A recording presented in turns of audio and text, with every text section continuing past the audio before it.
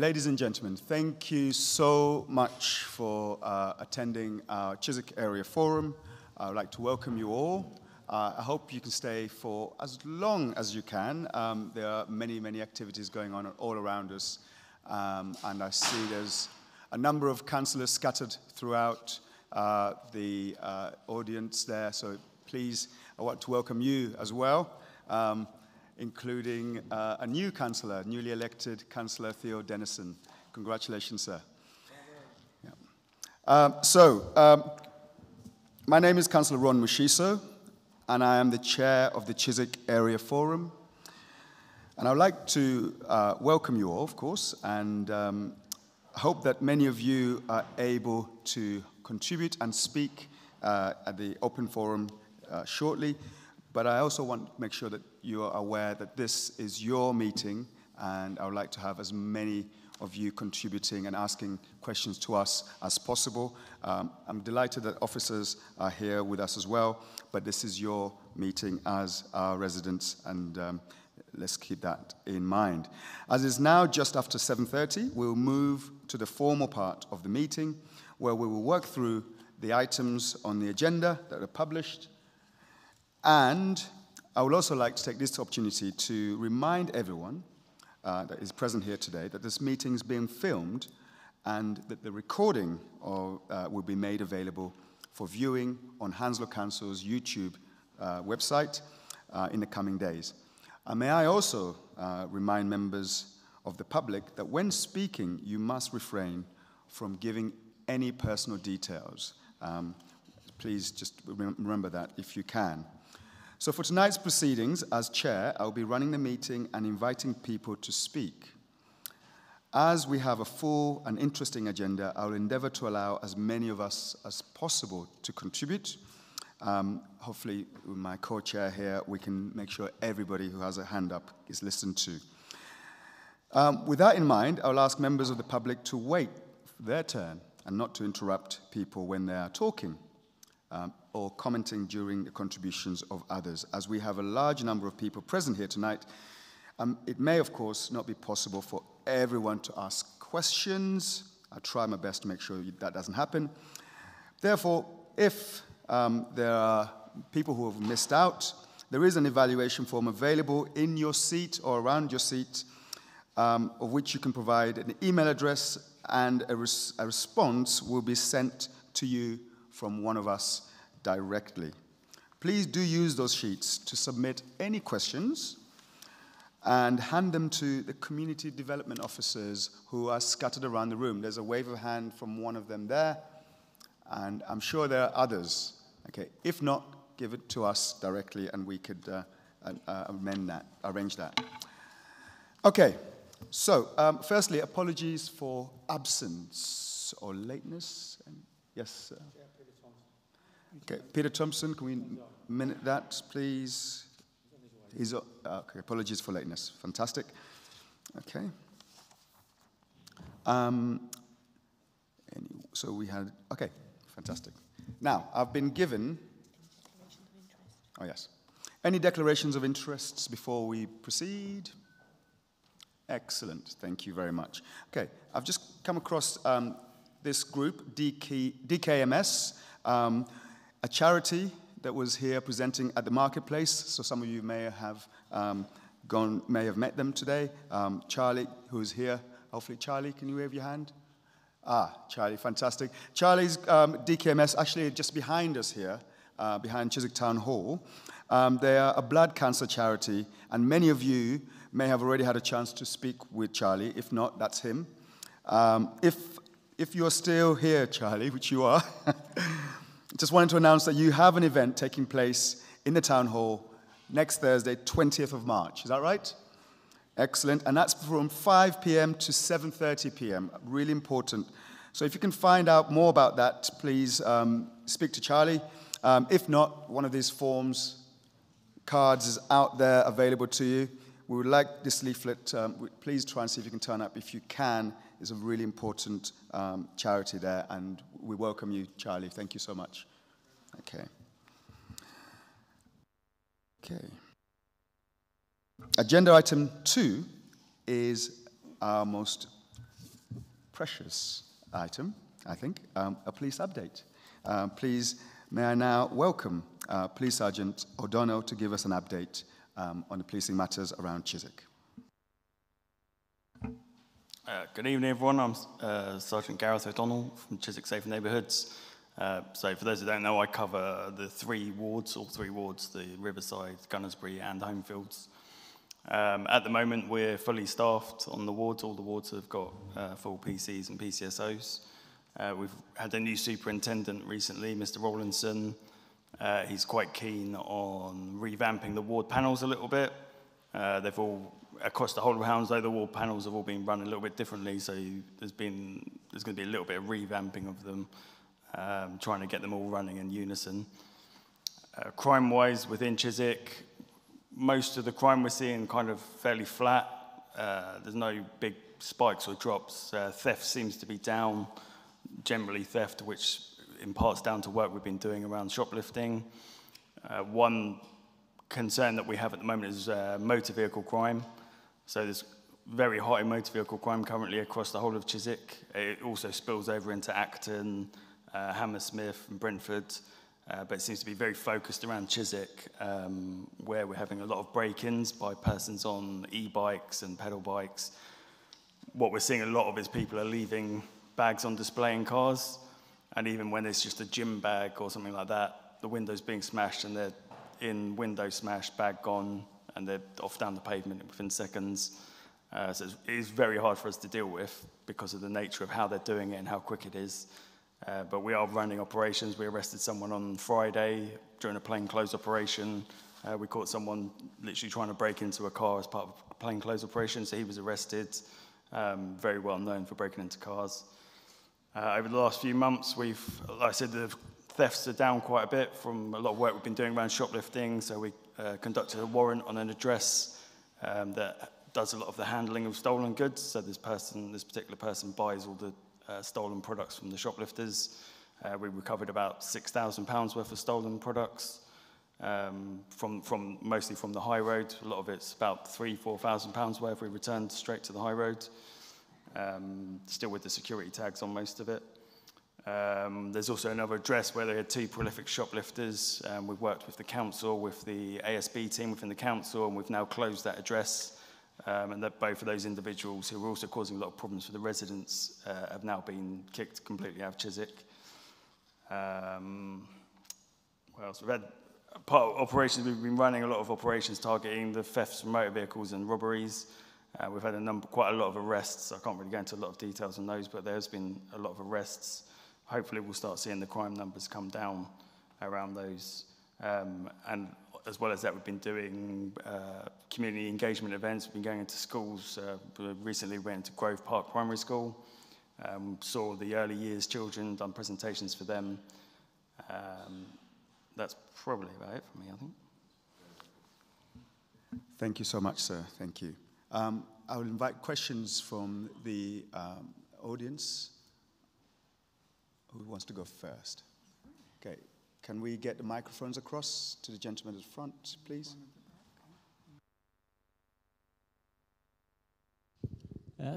Good evening. You mentioned right at the beginning that you had a full complement of staff. Could you give us an idea what that number would be for a place like Chiswick? So a normal ward team will have two police officers and one PCSO. So both Riverside and Homefields have that, the two officers, one PCSO. Because of the high road, because it's busier, we have additional full-time PCSO and a part-time PCSO on Gunnersbury. So there's 2 officers and 3 PCSOs for Gunnersbury, but one's part-time. Thank you. Thank you. Thank you. Near the top end of the high road, Silver Crescent, Thorny Hedge, there seems to be quite recently a proliferation of people hanging around, specifically on Thursday, Friday, Saturday evenings, openly taking drugs. leaving litter, etc., etc. I was just wondering whether the police, in conjunction with Hounslow, are aware of that situation, and if so, if they were doing anything to alleviate it. Thank you. So you said the top end of the high road, you said, is in down towards the Hammersmith end? Or? Chiswick Roundabout. Oh, Chiswick Roundabout, Silver Crescent, Thorney Hedge Road. Okay, that's not something that I'm particularly aware of. A lot of the problem we have is people don't report the antisocial behaviour, and if there are people taking drugs, so around Chiswick Common, we've had reports of people smoking cannabis on a Friday night. So we're getting the PCSOs and the PCs to do more patrols on foot around those areas, particularly near the football pitches. So when we are aware of these issues, we do try and like if we know that at a particular time there's drugs being taken or antisocial behaviour, we will increase patrols around that area at those times. What I'd say is if you report it online, if there's particular areas where there's ASB going on, if you just report it online, it gets sent through to us, and then we can monitor it like that. But I'm not aware of, off the top of my head, of that having been reported.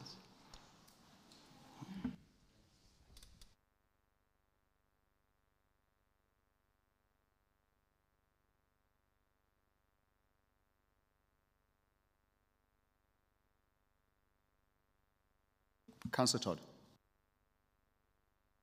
Good evening. Thank you for. How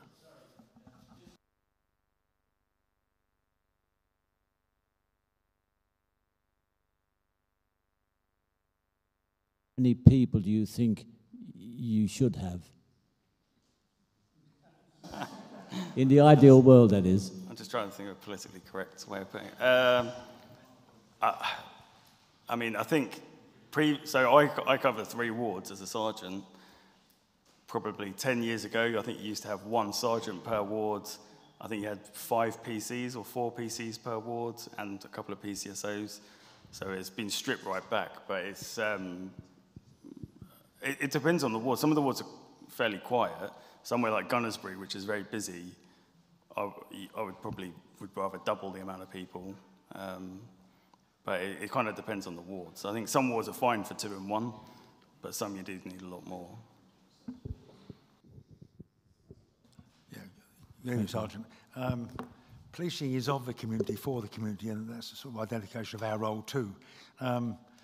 We recently had a licensing application in the High Road where there were 30 objectors, and they went along to the town hall and vigorously opposed it, and the police had no objections. And now I think the licensing officer is the person who gives that view, but I know you're busy too, but some local input on some of these contentious issues would really be appreciated, because what you say really counts. And to get 30 residents speaking against a licensing activity indicates some local concern. So I'm appealing on behalf of the quiet sleeping person in the high street to seek your advice and guidance where it's possible. Yeah, so within the Hounslow policing, we do have a specific licensing team. So there's a sergeant and I think maybe 4 or 5 PCs who their sole job is licensing from pubs to... But that's an ivory tower job. Yeah, and we're front line, yeah. Well, you could say that. But so there is a team that are set for that. So if there are licensing issues, if you contact us on the ward teams, we can pass it on to the licensing team and they can look into it and they'll attend those sort of meetings for I thought perhaps you might be able to speak to him because you... Yeah, that's right, yeah. So if there is a particular issue, if you just let us know and then we'll contact the licensing team and liaise with them to get them involved. Thank you, Councillor Todd. We have 2, yes, please.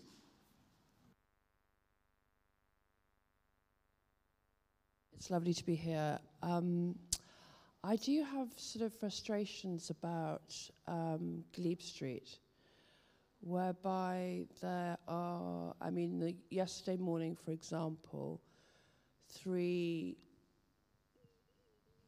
obviously addicts going up and down to a certain address, either to gain access to drugs or to sell items from shops from the previous day, shoplifting.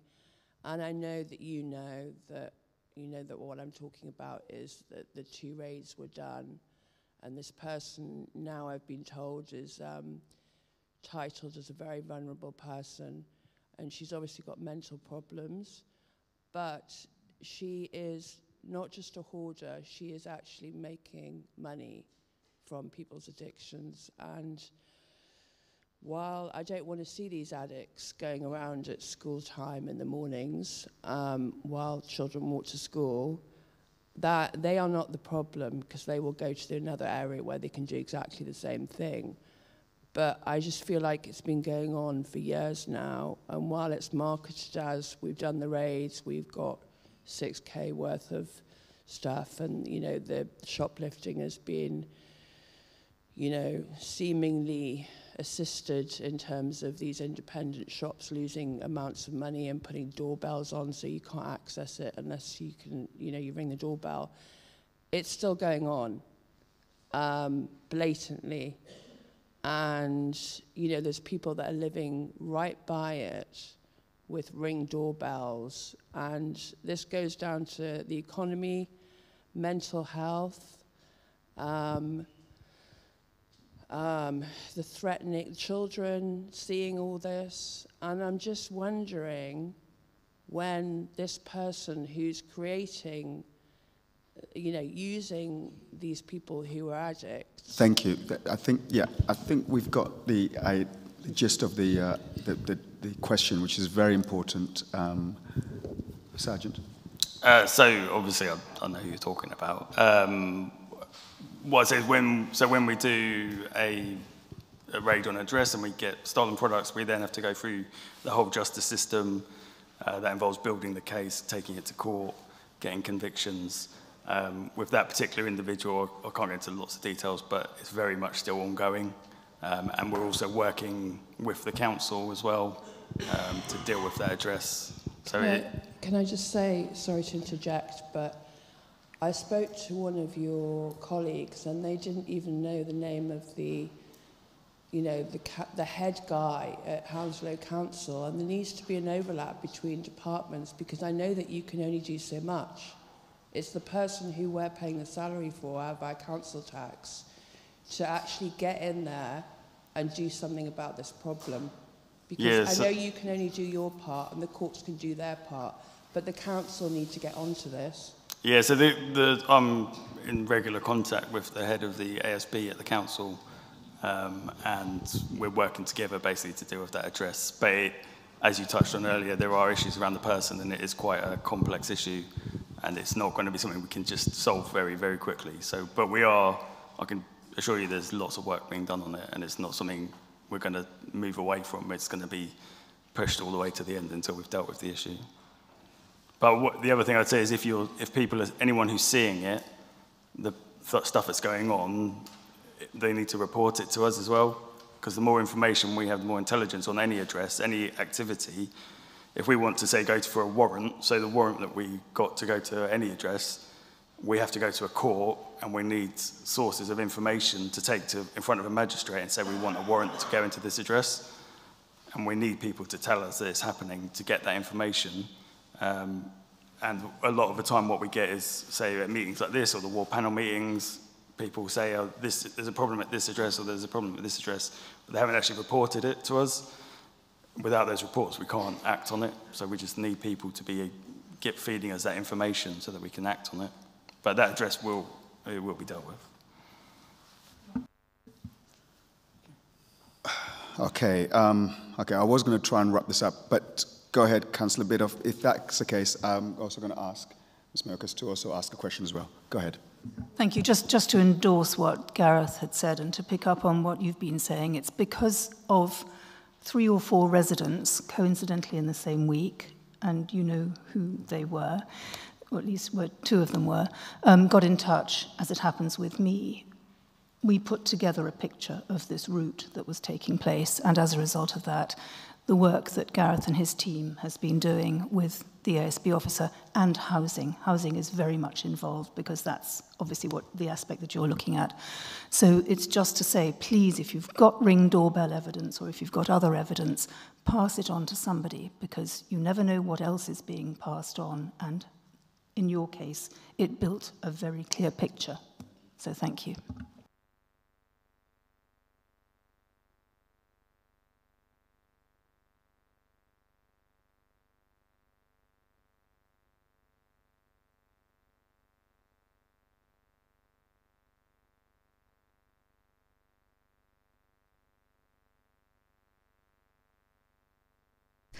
Sitting on my tail, because I'm driving at the statutory 20 miles an hour, all over Chiswick pretty much, apart from a couple of main roads, are 20 miles an hour.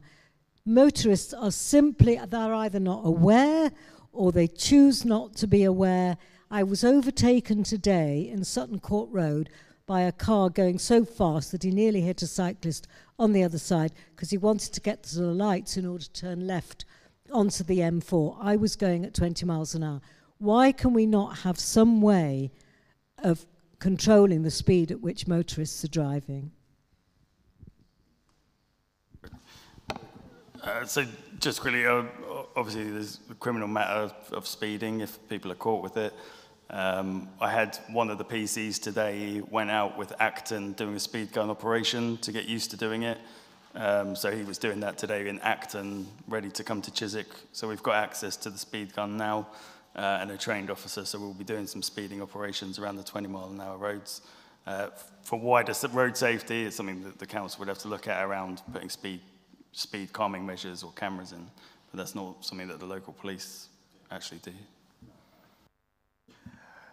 Sergeant O'Donnell, thank you so much. We are running out of time, unfortunately, so if you have other pressing questions, please write them on that sheet and I'll be able to collect and respond to them through, hopefully, with Sergeant O'Donnell attached to that.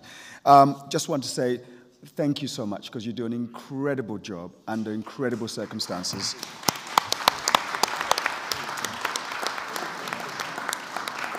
And the fact that we now have a full complement of PCSOs and police officers in each of the wards is incredible and testament to your work. So thank you so much. And I also want to acknowledge PC Story, who's at the back there, who has been ever visible on our streets around Chiswick. So thank you all so much for that. Okay, we are going to bring that to an end. And bring that to an end to PC, Sergeant O'Donnell, thank you so much. And PC Story, thank you so much. Okay.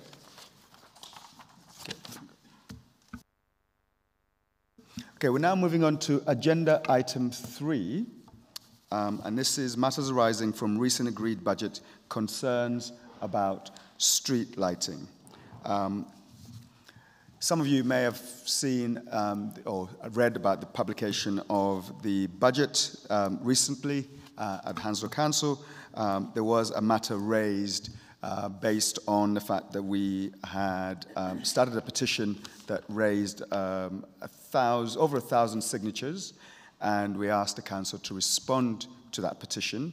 And I'm glad to say that even though Councillor Gruwau, the lead member of Infrastructure and Recycling and Transformation, has sent his apologies in responding to us here tonight, we have Councillor Amy Croft, who has a statement to read on his behalf and will be prepared, I'm sure, to respond to additional questions as well. So, Councillor Amy Croft, please.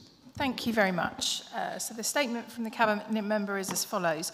The London Borough of Hounslow has to scrutinise all and any spend we currently incur in order to minimise its financial expenditures. This includes considering changes to the management of our streetlights. As part of the Highway PFI, all of our streetlights between 2013 and 2017 were converted to energy-efficient LED lanterns with a new central management system for all of our nearly 16,000 lighting points. The Council is committed to conducting detailed discussions and consultations with all emergency services and members of the Hounslow Community Safety Partnership throughout the evaluation process. As a side note, I'm also a member of Hounslow Community Safety Partnership. The safety of our residents and all road users in our borough continues to be our utmost priority and will be important during this evaluation process. Now, I'm happy to speak now, or I'm happy to answer questions afterwards, as I was part of the budget setting process around this. Thank you very much. So Can we have any questions from the audience about street lighting? Okay, the gentleman, yes.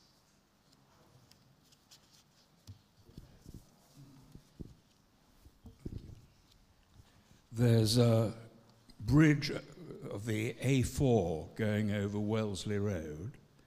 Underneath that bridge, there are meant to be 4 working lights. 6 months ago, I reported, well before it got dark, that one of them was out of order and not working. The pavements are uneven, which is another issue, but it means that there's a dark passage, dark area. Now, people are avoiding going through the dark area. I've seen people walking into the street rather than going to the dark area. And if I walk towards the dark area, male suspicious figure, people clear off the pavement. Now, why is it taking 6 months to do something about it? I spoke to the council, they gave me a reference number. I mean, it took some, unfortunately, the number stuck on the lamppost is the general number for Hounslow Council. So they are hummed and hard about who I should speak to. But when I finally got through to somebody, I spoke to them, they gave me a reference number, and nothing's happened. Thank you so much for that. Can I go to Councillor Giles first on that one? Thank you. Thank you very much, Chair. So, yes, there is a concern with lighting under the A4 and it includes the alleyway, includes the lighting under the A4 elevated section at the alleyway at Wellesley Road as well that leads down to Chiswick Village. It's Highways England's responsibility to maintain those lights, I believe, not LBH. I presume you had reported it via Fix My Street and they just closed it without telling you what the responsibility was going to be? I presume you reported it on Fix My Street and it was just closed without... Okay.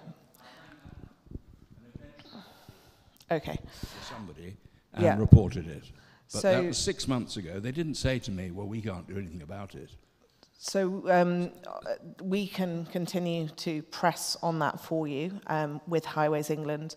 In December, I did a walk with members of the Safe Communities team and our community engagement team where we did highlight areas such as that junction or that was in need of better lighting and potentially even CCTV because people do feel so unsafe there.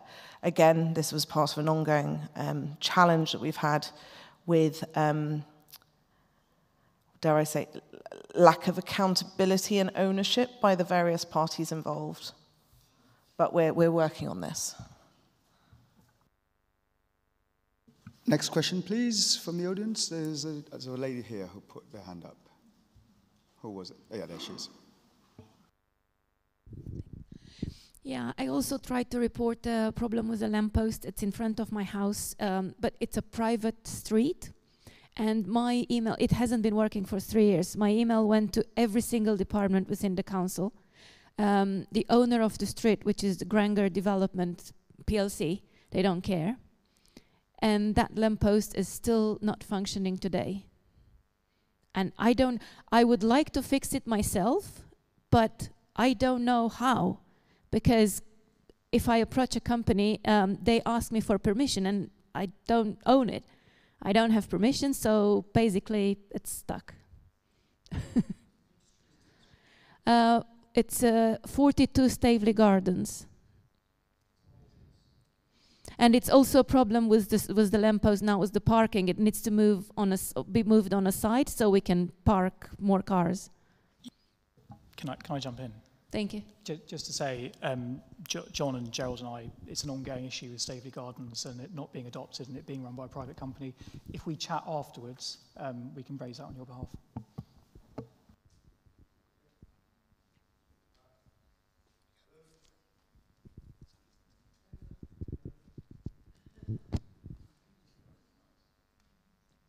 Okay, next question from the audience. Thank you very much. Yes, hi. What I didn't quite hear from the statement that you read out, Amy, I was one of the people who signed that street lighting petition. I didn't get the feeling from what the statement that actually anything that we said or reported or pointed out might be acted upon. Just sort of, you know, budget constrictions. LED lights, you know, do not work well unless there are a lot of them close together. Any gaps in between, they simply light what's directly underneath them. I live in the Grove Park area in Staveley Gardens. I don't walk, but if I was walking or cycling, I would be extremely concerned, especially later at night. Lots of very dark, very quiet roads, no light from, you know, shops or office blocks or anything else. And I really feel they need looking at. And it's also, as a driver, I find it extremely dangerous because I can't see pedestrians and cyclists unless they're on a lit crossing. So when they're wearing dark clothes or dark bicycle, you know, you just cannot make out the figures at all. So I hope more is going to be done than the statement alluded to. Thank you for that. So the measure is a review of street lighting. So the tagline has been fed to you as a dimming of street lights or a turning off of street lights. That's not what it is. It's a review of the street lighting. So I'm a member of the Community Safety Partnership, and it is a key priority to reduce not just crime, but to reduce the fear of crime, because that is much higher than the crime rates themselves, and lighting is a big part of that.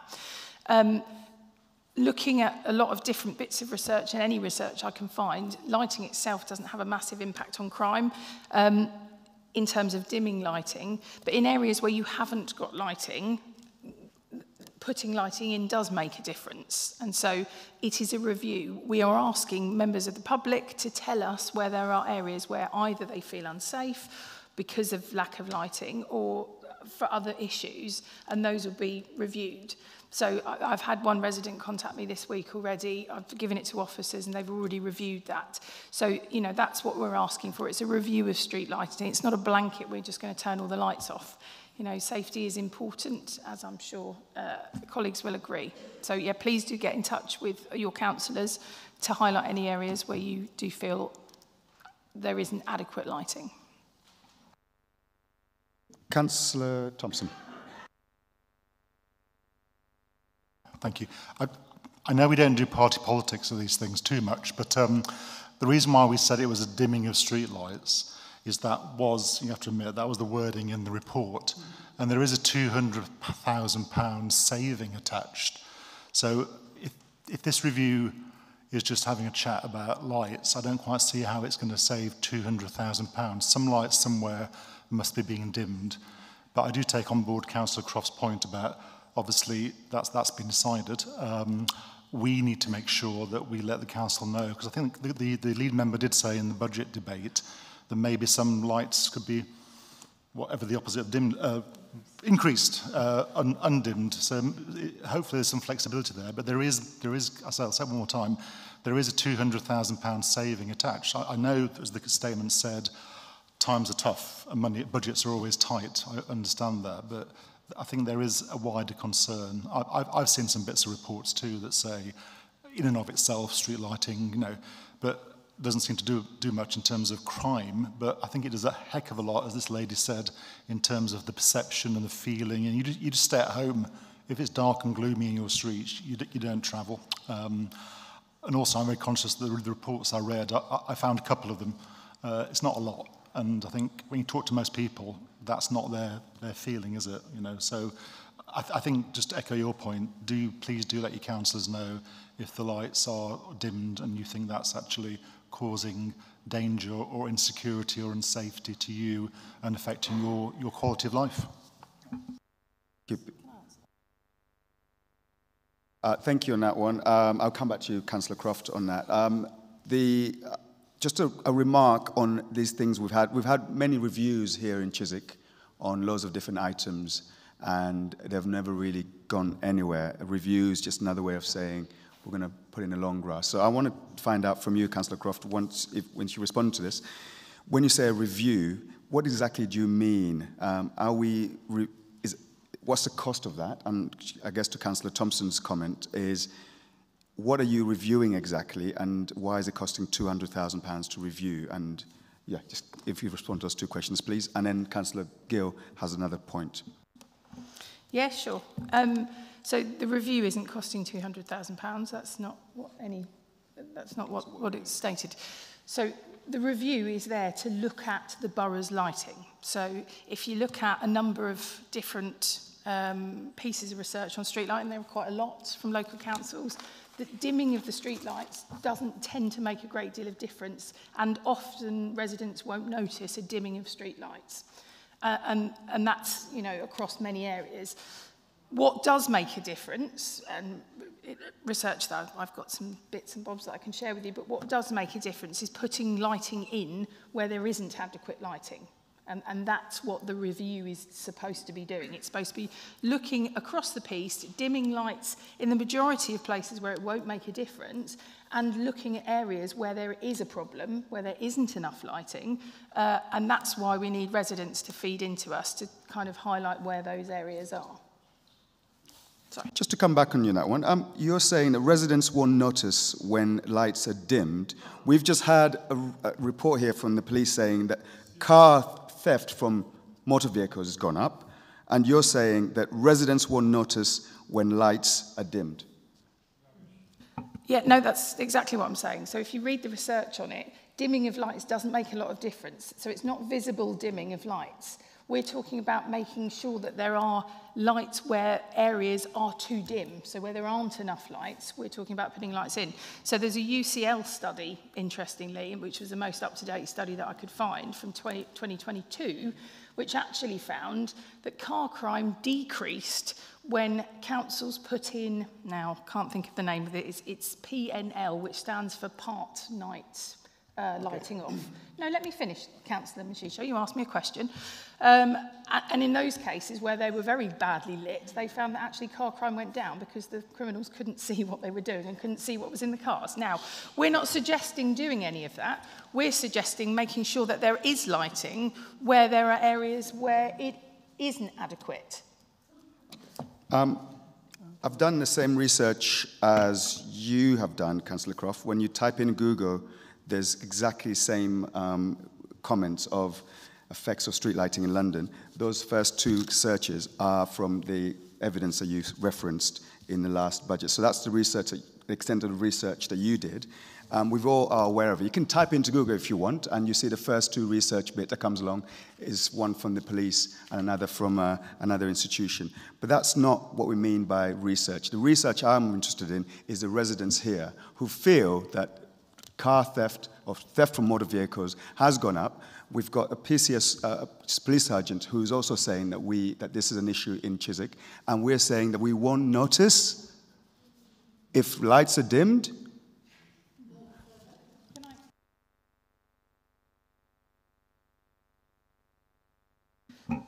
Sorry, madam.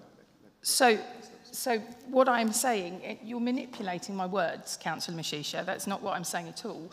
The whole point of the review is to make sure that we have lighting right across the borough.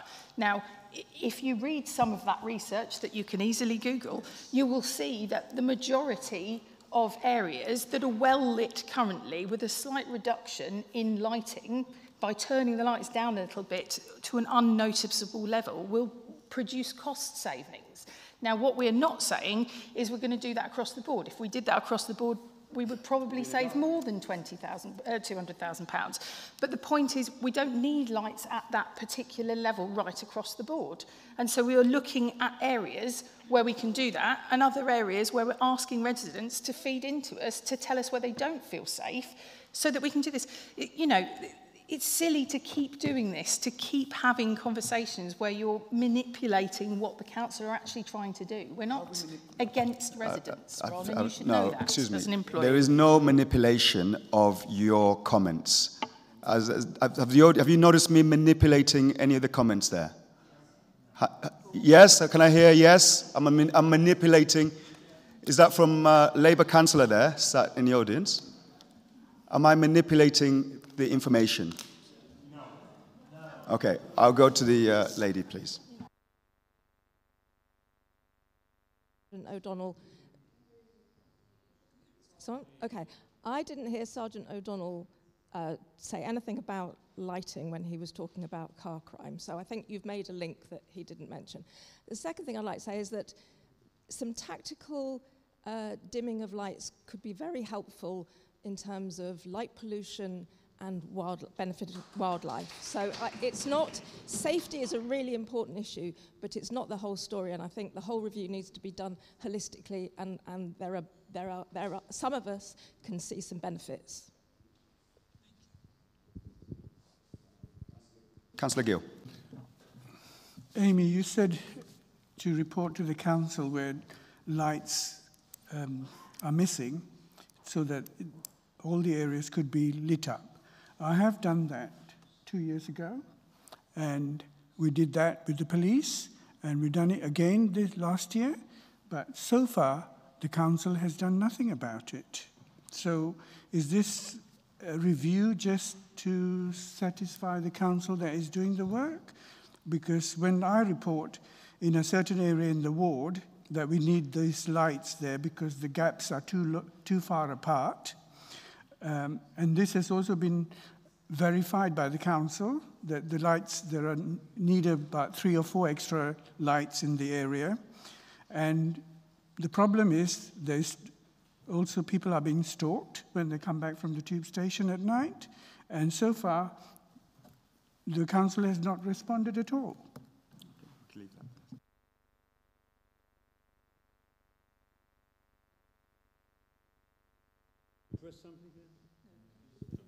Anyway, you're talking about saving £200,000.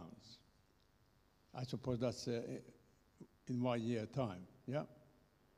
Now, I know the case which was I read in the papers about this council which had to pay £1.2 million damages to a person for where it was proved that the lighting was the cause of the accidents that she occurred. So where is the economy of your statement of £200,000 being spent on, or being saved? What will happen if the similar situation arises, i.e. somebody sue the council, and take you to court, and it was proved, and take £500,000 or £1 million off you, of us.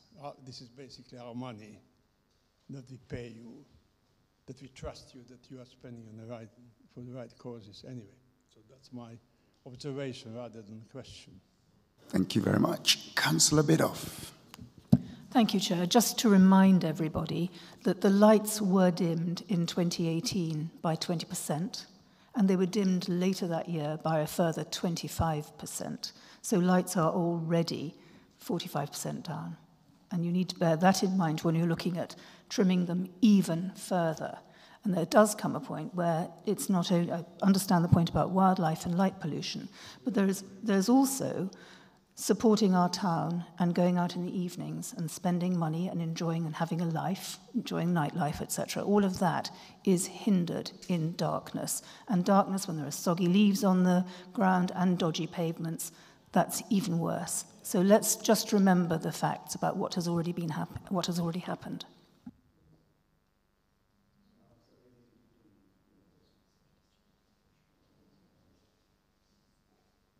Does the £200,000 saving by dimming the lights factor in the cost of all the new lights required for the areas that are currently not lit?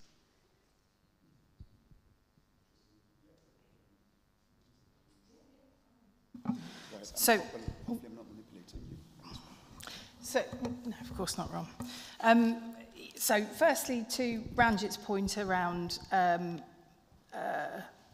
the reporting of the street lighting. So as I said previously, I've reported one earlier this week which has already been reviewed. So I'm assuming that that will be the same for all councillors. And so when your residents tell you about areas, if there are areas, I'm assuming you will have it done quickly because that's been my experience this week. Yeah, and I can only speak from my experience, so hopefully that will be the same with you. To this gentleman's point, the point of having a review is to identify those areas quite where there is dangerous lighting, and so hopefully the whole point of having a review will have the effect of ensuring that we're not liable to therefore pay for damages. And in terms of Councillor Bidoff's point,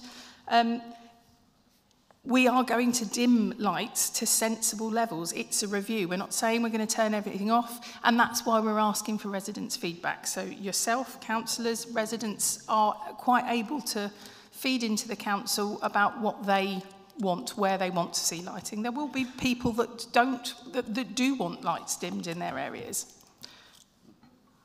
Oh, and sorry. Can I just comment on? What was the last point? There was the statement, what included turning off? No, there was another. Oh, the 200,000. Sorry. So the. Can we just answer that question? That was the Yeah. question I wanted to answer, not the comments that were passed. Thank you. Okay, sorry. So yeah, the £200,000 is a guesstimate figure because we don't know exactly how much it's going to cost, but it would be higher if it were just a dimming the lights. So yes, it's the best guesstimate that we can do without knowing the full details of how many lights we'll need to put in. Thank you very much. Councillor Emsley. I mean, I think it's best for the audience to really have the most say in this section, because I think it's them ultimately who will suffer the consequences of the light dimming. I think guesstimate, I just want to pick up on that quickly. 200,000 is what we passed in the budget. That's the number that was voted on. We voted against, it's done, we're not going to relitigate it. But I think to say it's a guesstimate isn't correct, because that's the saving that department has to create and generate in order to balance the budget. And that won't be through lighting streets, that will obviously be through dimming it. I take your point about making sure we're not dimming in the wrong areas, but I think to say that it's a guesstimate, I don't think it's correct. It is 200,000, that's what we voted on, and it will result in dimming of streetlights because that is how you save money. That's a comment, not a question. I don't want to throw everything back to you, Amy, but yeah, I think we just have to be honest with people. That is what was voted on. Can I have two more questions here, please? And then that's it. We'll wrap it up. Hello again. I was just wanted to say that it seems to be a very big point, this. It's like health and safety. And I know that dimming will possibly increase tiny pockets of wildlife, but we do live in the middle of London. And 200,000, why can't you take it from somewhere else? It's mismanaged budget, and you could sack 2 people. I don't know how many people you have, but there's ways of doing it, and the lighting, it just seems common sense not to touch it or increase it. Thank you. Thank you so much for that comment. And I think those comments have been raised through, I've got here a letter that we wrote to Councillor Rajawat to respond. And I do welcome the review, by the way. Don't get me wrong, Councillor Croft. I think that's a great thing that we got the review going. But I guess what we're trying to figure out is how long does this review take, and how much is it going to cost? Because a review, I don't quite understand what it means. But there's a gentleman behind you there. That's the one.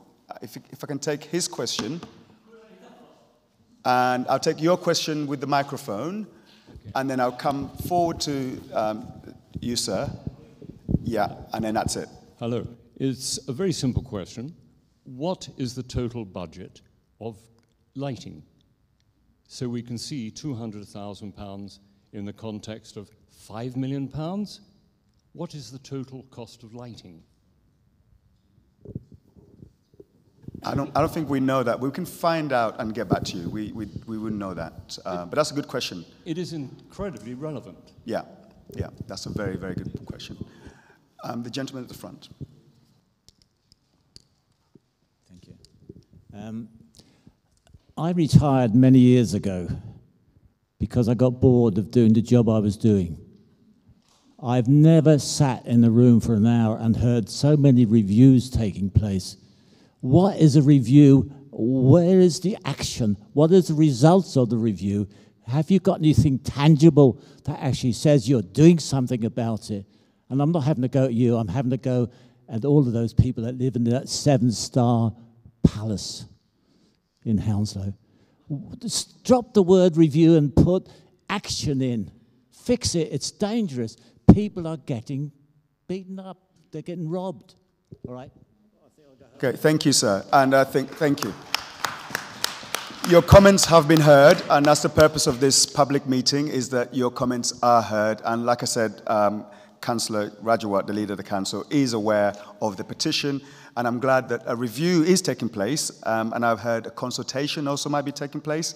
I look forward to seeing what actions come off that, and if the cost is the same. But just to comment on the lady at the front who said that Sergeant O'Donnell has not mentioned that lighting. Yes, he hasn't, but every police officer that we've spoken to in forum meetings says lighting. Lighting is important to help save the possessions in people's cars around Chiswick. So that's just to respond to that, to your comment there. Well, you can shake your head, but that's the truth. I mean, I don't know how many police meetings you've been to. Including the borough commander also agrees with that. Okay, so we'll wrap it up there. But thank you, and thank you, Amy, for Councillor Croft, for stepping in place of the lead member for that particular item. Thank you so much.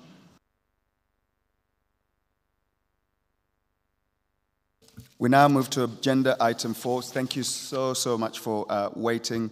I would like to present Steve Forbes and Kelly O'Neill, part of our health and well-being group officers, very senior officers. I thank you so much for taking time out of your schedule to come here and present to us this item.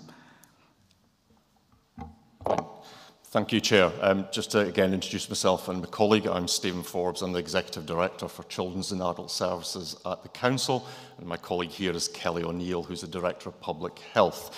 We are here to talk about health and well-being, and to put that into context, I'll do a very short introduction, then hand over to Kelly, and then come back to myself to sum up, and then happy to take any questions. So we are in the Council with our NHS colleagues, so that's North West London Integrated Care Board, and the provider trusts within the NHS, within Hounslow, obliged currently to have what's called a health and wellbeing strategy. It's really up to us to what that covers within broad guidance. Our current strategy is due to run out in 2026, so we have started the process of reviewing the current strategy and the ambitions and targets set in that to prepare for the next strategy, which will commence next year. We have an absolute wealth of data. One of the things that we have an awful lot about is data related to health, both at national level, London level, local level, right down to what are called local super output areas, a dozen or so streets together. So we have loads of information about the health of our population. And what Kelly will do when I hand over to her is take you through some of that for this area. So the information that she will present will be related to this. But what we're really keen to do, because it is in essence about how we enable the improvement of the health and the well-being of the population in Hounslow, is to hear from people. Because ultimately, in running all the services, we experience it from the service delivery side across the NHS and the local authority, but interested to hear about your experiences of health, your experiences of your well-being. So without an ado, I will now hand over to Kelly. She'll take you through a couple of slides and then come back to me in terms and then some questions. So over to you. You're going to use that one. I'm going to use this. You can hear? Apparently I've got a very weak voice, according to Jag. So thank you very much. Just a quick a few more than a couple of slides. What we're using the information is to initiate some conversation across each of the areas and trying to come up with what's important to residents in the borough rather than our interpretation, because I think we've done that in the past. We've ended up with something that's a little bit medical, and we want to move away from that.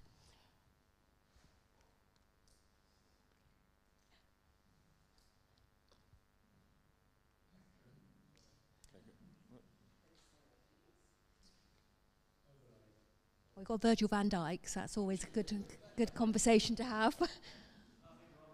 No, I can tell. No, there's definitely nothing wrong with him. Perfect, thank you.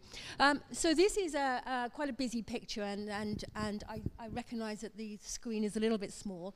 But what we're trying to do is get people to move away from the idea that public health is about access to GPs, access to dentists, and access to pharmacists. Now, I'm not saying that that's not an important issue, and certainly the conversation I've had a little bit earlier on, there are challenges in that particular area, and that's why the Health and Wellbeing Board is a really important forum to hold different parts of the NHS and ourselves to account on behalf of residents. But what this particular graphic shows is that actually public health is driven more about the community infrastructure, about the circumstances in which we're born, the circumstances which we're educated, we're employed, we live, and we age. And that is about access to green spaces, really importantly, the houses that we live in. And one thing that's really missing from this is our wealth. Wealth is health. Usually, people who are wealthier tend to be healthier. And that's just a principle to apply across a whole population. And what's even more important than all of that is the connections that we have in the community, our friends, our family, the people who care about us and the people that we care about, and feeling that kind of social capital of being included, which is really, really important. So if we move on to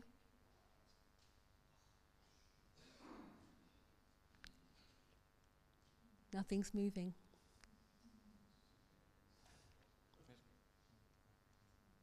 Perfect. I'm going to just turn, please excuse me, I have to turn this way because, so if you look at some sort of key sort of social determinant data, which is kind of which is health, but non-health services, when we look at overcrowding as a really key point of what drives health, and housing is essential for health. You know, it's a bit like sort of that, if people are familiar with the sort of hierarchy of need. If you've got a roof over your head and you're warm and you can afford it, it's really, really important. It's a basic need. So when we look at Chiswick compared to the rest of Hounslow, and all of these are comparisons with the rest of the borough, significantly fewer households are overcrowded compared to the rest of the borough.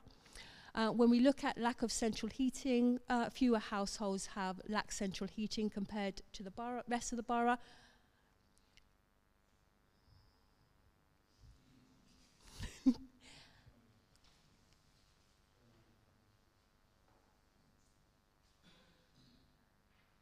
Okay, there are less universal claimants, so that's the benefits that people have when they're on a low income or they're unemployed. So it's 73.8 per 1,000 people compared to the rest of Hounslow, which is 141. We've talked about crime. Crime is higher per 1,000 population, so it's 102.7. Hounslows at 86. And when we look at other determinants, such as access to green spaces, we look at the sort of average distance that people have to travel. In Hounslow, that's just shy of 300 metres. It's 251 in Chiswick. Now, the public transport accessibility level is the ability to use public transport and to get around easily. It's done for London, and it's graded on a 0 to 6. So 6 is central London, which has, you know, very good public transport, access to lots of tube stations, lots of railway stations, and lots of buses. Chiswick is the most well-connected of any part of Hounslow. So, but it's still only level 2, which is probably adequate. And the rest of the borough is 2. Certainly the area forums that we've been to before, they've been at 1A and 1B, which is pretty poor. But actually that ability to get around drives or use public transport really moves people away from the use of the cars, and that in itself, active travel and active transport, really drives increases in physical activity, and that's really important for health. Air quality, I know that many people are concerned about air quality. The slide shows the data from 2019 for particulate matter and for nitrogen dioxide. These are lung irritants that can lead to shortness of breath, asthma, wheezing, and some chronic conditions, chronic respiratory conditions. This is 2019. We did pull off the system today, the peak for the last 12 months. So it's a recording over the last 12 months about the highest levels. They've actually, the nitrogen dioxide level for Chiswick has gone down to 26.2 2 in the borough, so it's a slight reduction. And the particulate matter is pretty much the same. It's 11.8 rather than 11.9. These are, we fundamentally look at air quality quite a lot at the moment, because obviously this is a really key driver of health, and it's really, really important, especially for young children and older people. So the number of monitoring stations up until about 2 years ago, we just had 2, one at Brentford and one at Chiswick High Road. And now we've got 6 all the way across the borough, so it's a really, really important driver for health. We also then looked at 3 different age groups, so children, working age adults and older people, and looked at the top 5 conditions that are recorded on the system. Now the slight caveat here is some of the recording of some of the other areas, some of the other conditions is not quite so good. So this is based on our ability to compare each area. And what we've consistently seen, so the light colour is Chiswick and the purple is the rest of Hounslow, is that we see lower levels of these top 5 conditions, apart from ADHD. So we see lower levels of autism and asthma, and autism and asthma, and a comparable level to the number of people who are recorded as having learning disabilities, but high levels of anxiety and ADHD amongst our children. And then when we go to working age adults, again the light colour is Chiswick, the purple colour is Hounslow. We see higher levels of anxiety and depression. So I think somebody mentioned about mental health before. That's certainly an area that we've picked up, and lower levels of things of the sort of more lifestyle-driven health determinants such as smoking and obesity, and really importantly, quite significantly lower levels of hypertension, so high blood pressure, which obviously is quite significant in terms of cardiovascular disease. But what you tend to see is with obesity and hypertension, areas with high levels of overweight and obese people tend to have high levels of things like diabetes and hypertension. And then as we move to the older population, so people who are 65 years plus, we see relatively lower levels of most of these indicators. So again, hypertension is quite low, so people are living a little bit healthier in Chiswick compared to the rest of the borough. But there are some high levels of cancer, and probably driven by the fact that in Chiswick people tend to live longer, and for most cancers it is an age-related condition, most cancers. And then finally, Stephen as a Director of Children's Services, and certainly myself as a Director of Public Health, one of the things that were really important in general is children having the best start in life, and in our current strategy, having children who are healthier is really, really key, because they're obviously our future generation, and if we can get health right from the outset, we can build on that as people become young adults. And one of the leaflets that you'll see at the back is about 50 things to do before a child is 5. And we kind of recognise that we can't be a paternalistic society in terms of we can't just keep providing services to people. There must be some sort of ability to support parents, to be responsible parents. And one of the things that we're trying to do through our services is to help educate parents about what's important and how they can invest their time and energy into the things that make children ready for school. And I know that Stephen will talk about that. And then we've talked about sort of young people quite a lot, and mental health for young people. People will be very familiar that this is a national problem. It's also a problem in Hounslow. And actually for our young people to be resilient and to sort of develop into sort of healthy young adults, and also to be ambitious and really create opportunities so that they achieve.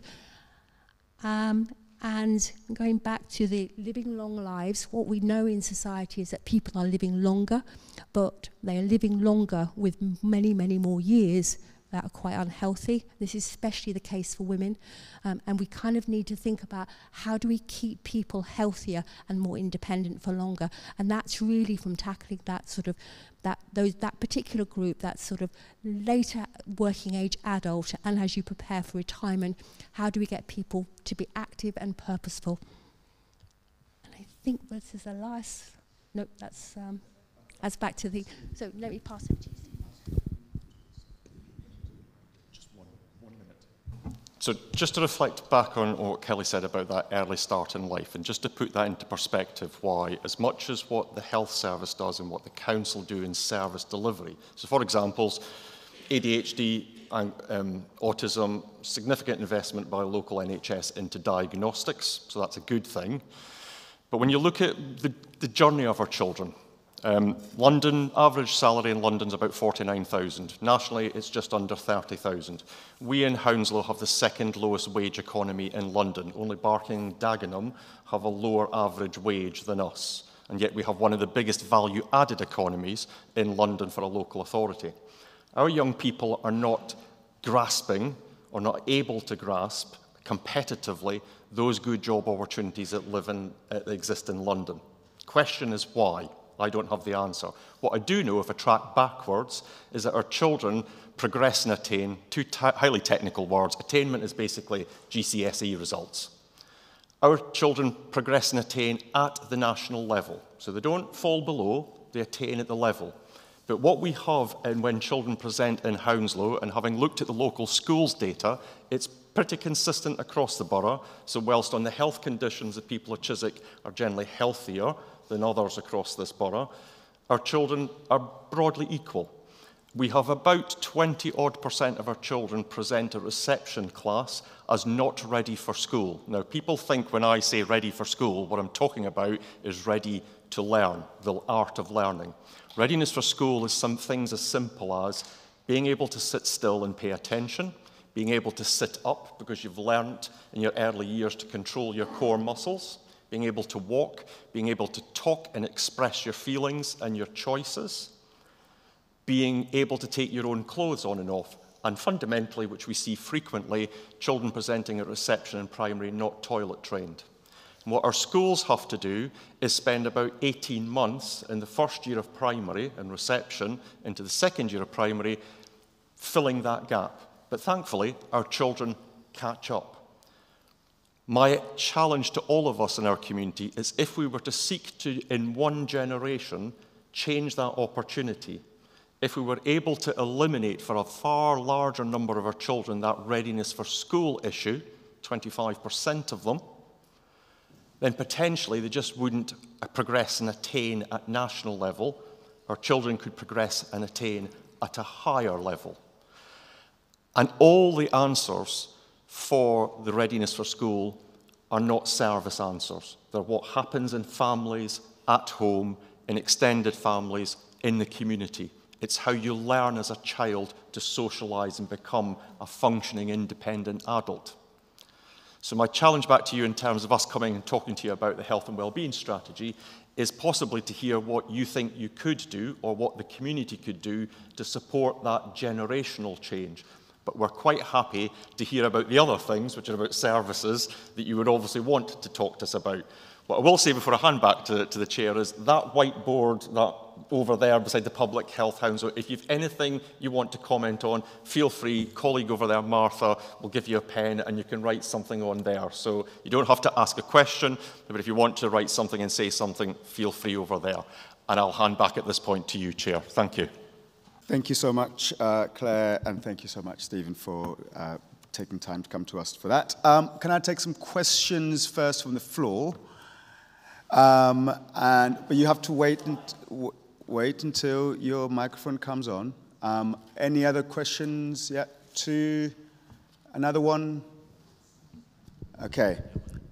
Is it possible to have a copy of those slides? Because there was a lot on the slides, some valuable stuff, but unfortunately it went over our head. It was, you know, you did it very well, but I'd like to digest that a little bit further.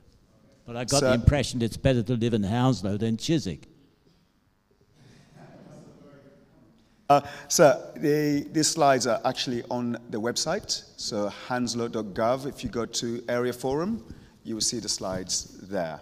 Okay, can I take the question, the lady next to you? Are you aware that there is a new energy on planet Earth which facilitates and allows us and enables us to self-heal? Because if we understand this, then we can increase the health levels in Chiswick or wherever significantly with no medicines.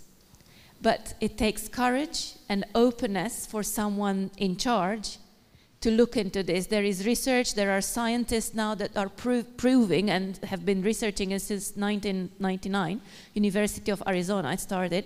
And there are a lot of people that are already self-healing, and I'm an example. I am 52, I don't take any medicines at all, I don't go to NHS, to hospital, to anything at all, and I'm healthy, I'm good. The only things I had 2 colds since COVID. I hugged everyone, I didn't vaccinate, I didn't take anything, I didn't hide, I was not in fear, and I'm just alive. Okay. With more energy. And I would like to bring this energy to Chiswick if you're open. And I'm very happy to discuss further because we have the power. And you need the courage. Thank you, thank you. Thank you. You look great, so maybe we can learn something from that. Stephen, just very briefly. Yeah. Yep, if you want to catch me at the end and just give me the information, I'll take it away.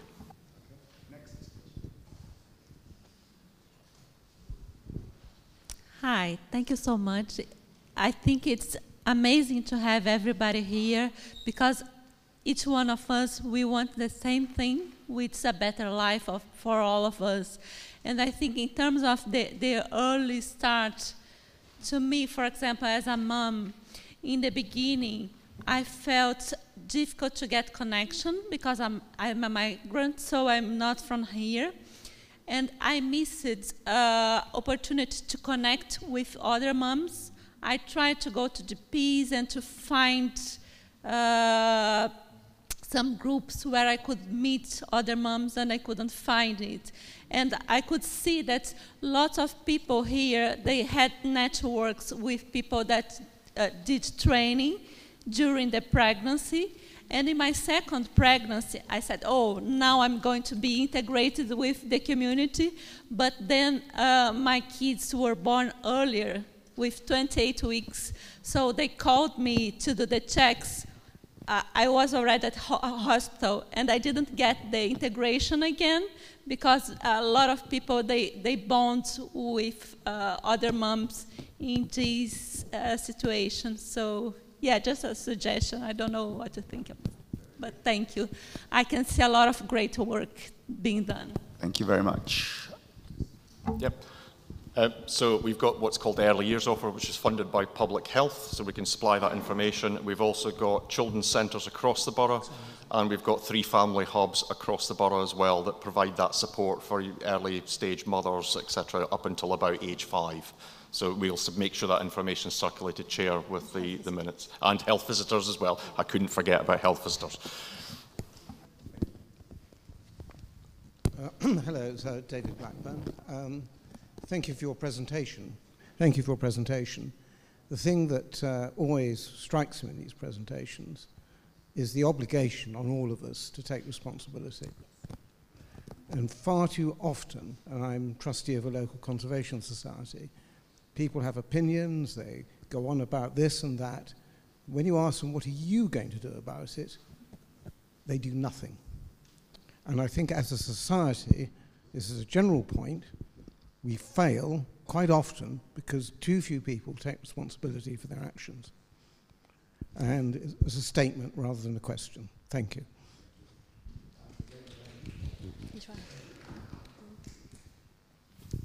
I just wanted to know what the stats was in terms of health reviews for the under 5, so the 1 year and the 2 year health review uptakes, especially considering the oral health of our under 5s are dire straits. So I just wanted to know what the uptake was in Chiswick for the health reviews. Can I answer? It's variable. So there are 5 mandated checks.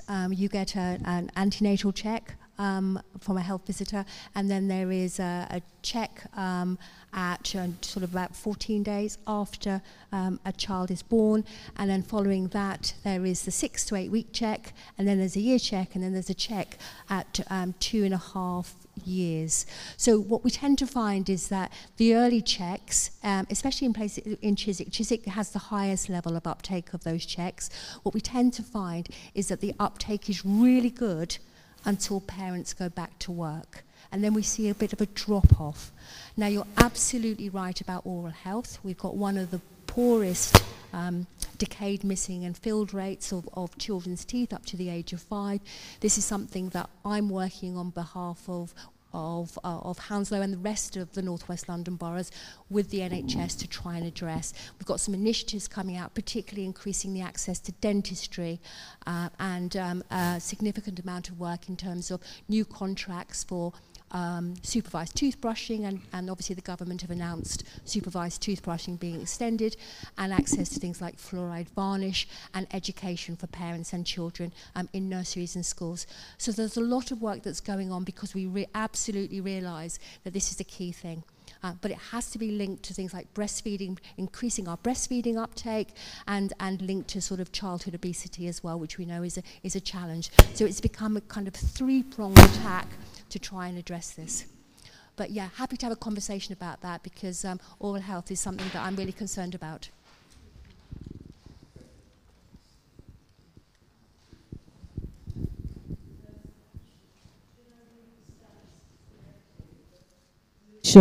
Is worse in Chiswick than in, well, I'm not quite sure why we talk about Chiswick and Hounslow, because Chiswick is in the London Borough of Hounslow, but I think I know what you mean. And if it's right that that level of pollution, air pollution, is highest in Chiswick, I suspect it's got something to do with the vast number of cars and other vehicles driving through Chiswick. I made a point to somebody who was one of these information desks earlier this evening. This building behind us has got a car park. It's not a public car park. I haven't been able to find out who owns the car park.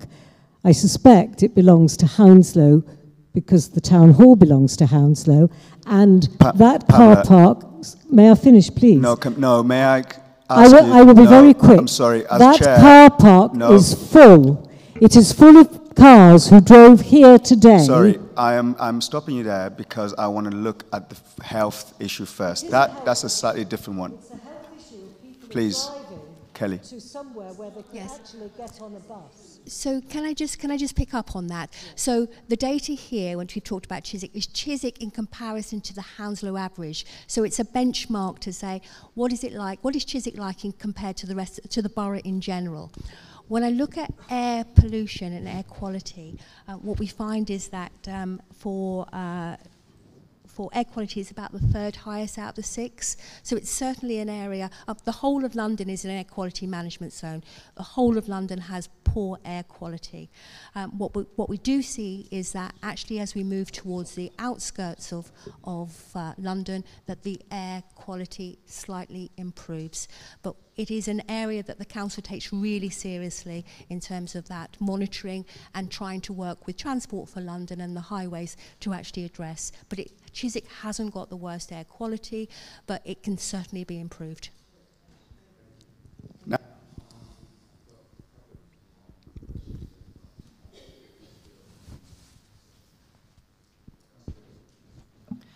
Thank you. Just picking up on two of those points, one made by you, Kelly, and one made by a gentleman in the audience. On the air quality, it does need to be put into some context, which is that is despite all the efforts that have been put into active travel, putting in a cycle lane, closing roads, because it's just increased congestion, and congestion increases pollution.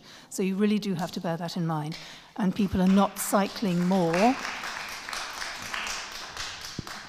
We already had a very high level of cycling, and the increase is insignificant. On the other point, which my thunder was slightly stolen from me, about the levels of anxiety and depression here, and I'm afraid this isn't my wording. A resident emailed me earlier today to say that what that means is, again, it's because of all of the things that are being done to Chiswick, lack of empowerment, lack of voices being heard. And if you wouldn't mind going back to the first graphic, because this is linked to that, the graphic that comes with this presentation, the image, yes. If people have it in front of them, is it coming? Yeah, thank you. So this is in the context of things being done to the town and therefore its residents. The bottom right-hand corner, our system fits around the person, not the other way around, is incredible when you've been told how things should happen here and had no voice. Lots of consultations and nothing borne in mind. It's been done to us anyway. So if you want to reduce anxiety and depression, stop imposing things on us and listen to us, please. And by us, I mean residents and businesses. So, Councillor, Thank you, Chair. This is exactly what we're trying to do as part of our new approach to doing a health and wellbeing strategy is listen and try and understand what's important to residents. But I duly note what you've mentioned. Thank you, Kelly. Please, Councillor Todd. I'd like to write 2 letters. Kelly, I'd like to thank you personally on behalf of many people for your work during COVID. It's a 5-year anniversary. I'm not...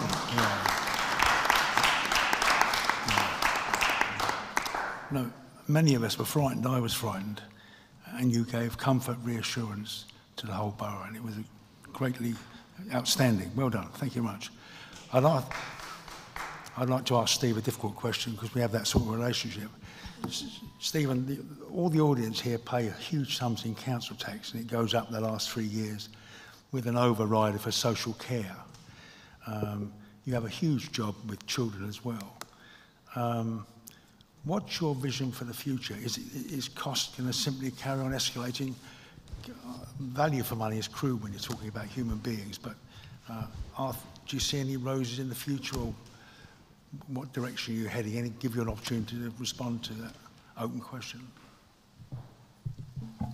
I'm going to try and be really concise, Councillor Todd, because I could probably keep everybody here until about 2 a.m. on that question. I think just to go back to what Kelly said, so if you look at older people, you know, one good thing that's happened over the last 35 years is we're all living a lot longer. The not so good thing in that is what's called the period of ill health in that latter years has also got much wider. So for me, you know, and I was talking to some colleagues this afternoon, so for people who come to adult social care and get what's called home care, so care at home, we used to start people on an average care package that cost about £300 a week. In the last 4 years, that has risen. If you take out the inflation and the fee increases, just doing a straight comparison, that has increased to about £365 a week, and that is purely based on what we have are a lot of older people with a higher acuity. Their needs are just higher when they come to us. And those people live a lot longer. So when I was a younger person, started in this business, your average length of stay in a nursing home, if you went into a nursing home, was about 18 months. Our average stay at the moment is about 4.5 years. And that's predominantly because the learning disabilities population. So when I started in social care, it was very lucky, and I'll use one group, for anybody with Down syndrome to live probably beyond their late 20s to 31, 32. We now have people with Down syndrome who are living well into their 60s and 70s, and for the duration of that extra 40 years of life, the care and support from the local authorities and the NHS continues at cost. And I'm with you, Councillor Todd. I came into this work because I wanted to enable people and help people. I find it very difficult to talk about people's lives in a net value. But some of our learning disabilities population are costing us anything in excess of £100,000 a year to care for, and to care for adequately and in a good way. So more of those individuals, when I started in social care, we used to spend about 15% of the adult social care budget on people with learning disabilities and mental health. It's now equal to that of older people. So it's a 50-50 split. And as a society, I don't think we've found a solution financially to that. And that needs to be resolved, because we've not kept pace with the changes in our life. And we need to, because it's pressurising our system to the point of, I've talked with colleagues over the years of a system in crisis. We are beyond crisis now, nationally. We are in a really difficult place, and we have to come up with a solution to it. Thank you, Stephen. Councillor Thompson. Just very quickly, I work in a secondary school in Southwark, so deprivations are lower, I think, than Hounslow. And it totally resonates, the situation you described. And it's, in particular, it's the issue, I suppose, of childhood obesity. You know, I see this every day. I see children struggling to get upstairs. And it's that wonderful, that weird paradox that they've never known more about their health. They're taught it from primary, in a way I wasn't. You know, I was forced down all that rubbish they gave us in the 1970s, the Findus, fish fingers, and all sorts of weird things. But they know more, and yet they're bigger and bigger. And again, it's a mixed school, and it's a thing across education, in particular how girls stop once they get to secondary. I don't know what we do about that, but it's an issue. So that's just an observation that we really need to tackle that childhood obesity, because it's having a massive impact on these children's quality of life. But the actual question was, the younger ones, in Hounslow, what are our immunisation levels like? I know every now and then there's concerns about a scare and folks stop doing the measles and whatever else it is, but I am hoping that we're high up in the, it's meant to be in the 80s, isn't it, or higher, to have immunity. Or, if you could comment on that, please. Yeah, so we have about 75% of children are fully vaccinated. That means, so for things like MMR, they need to have 2 vaccinations, one at about 12 months and one about 3.5 years. So what we tend to find is a really good uptake, sort of just shy of 90% for the MMR1, but a second MMR is the challenge. It's lots of children don't attend, so that's where we see that kind of dropping down. So that's why if you look across London, I mean, we're one of the higher, when we look across sort of London in general, and certainly northwest London, we have one of the higher uptakes of MMR vaccination. But actually, in order to protect the population and reduce that risk of transmission, the national level should be about 95% to start, which is why we've had lots and lots of measles cases, particularly in the last couple of years. And I agree with you about obesity, particularly for our secondary school children.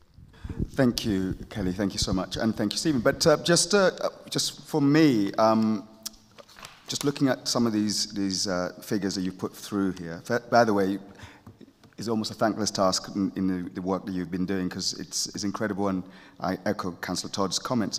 But in terms of tackling obesity, why isn't the council looking at things like the private sector, especially those who use our public spaces, to hire to be personal trainers? Why do they have to go through so many loopholes to establish clubs, for example, for our young people, clubs for our elderly? Why is it that the nearest offer for our elderly over 65 is all the way out in Brentford?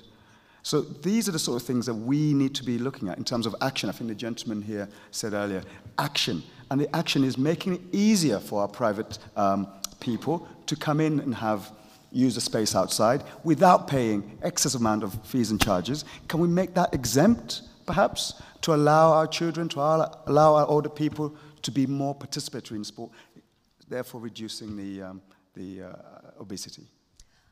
I would love for the public health grant, so that the public health grant, which is the annual grant that's given to every single council in the country, to be able to afford that.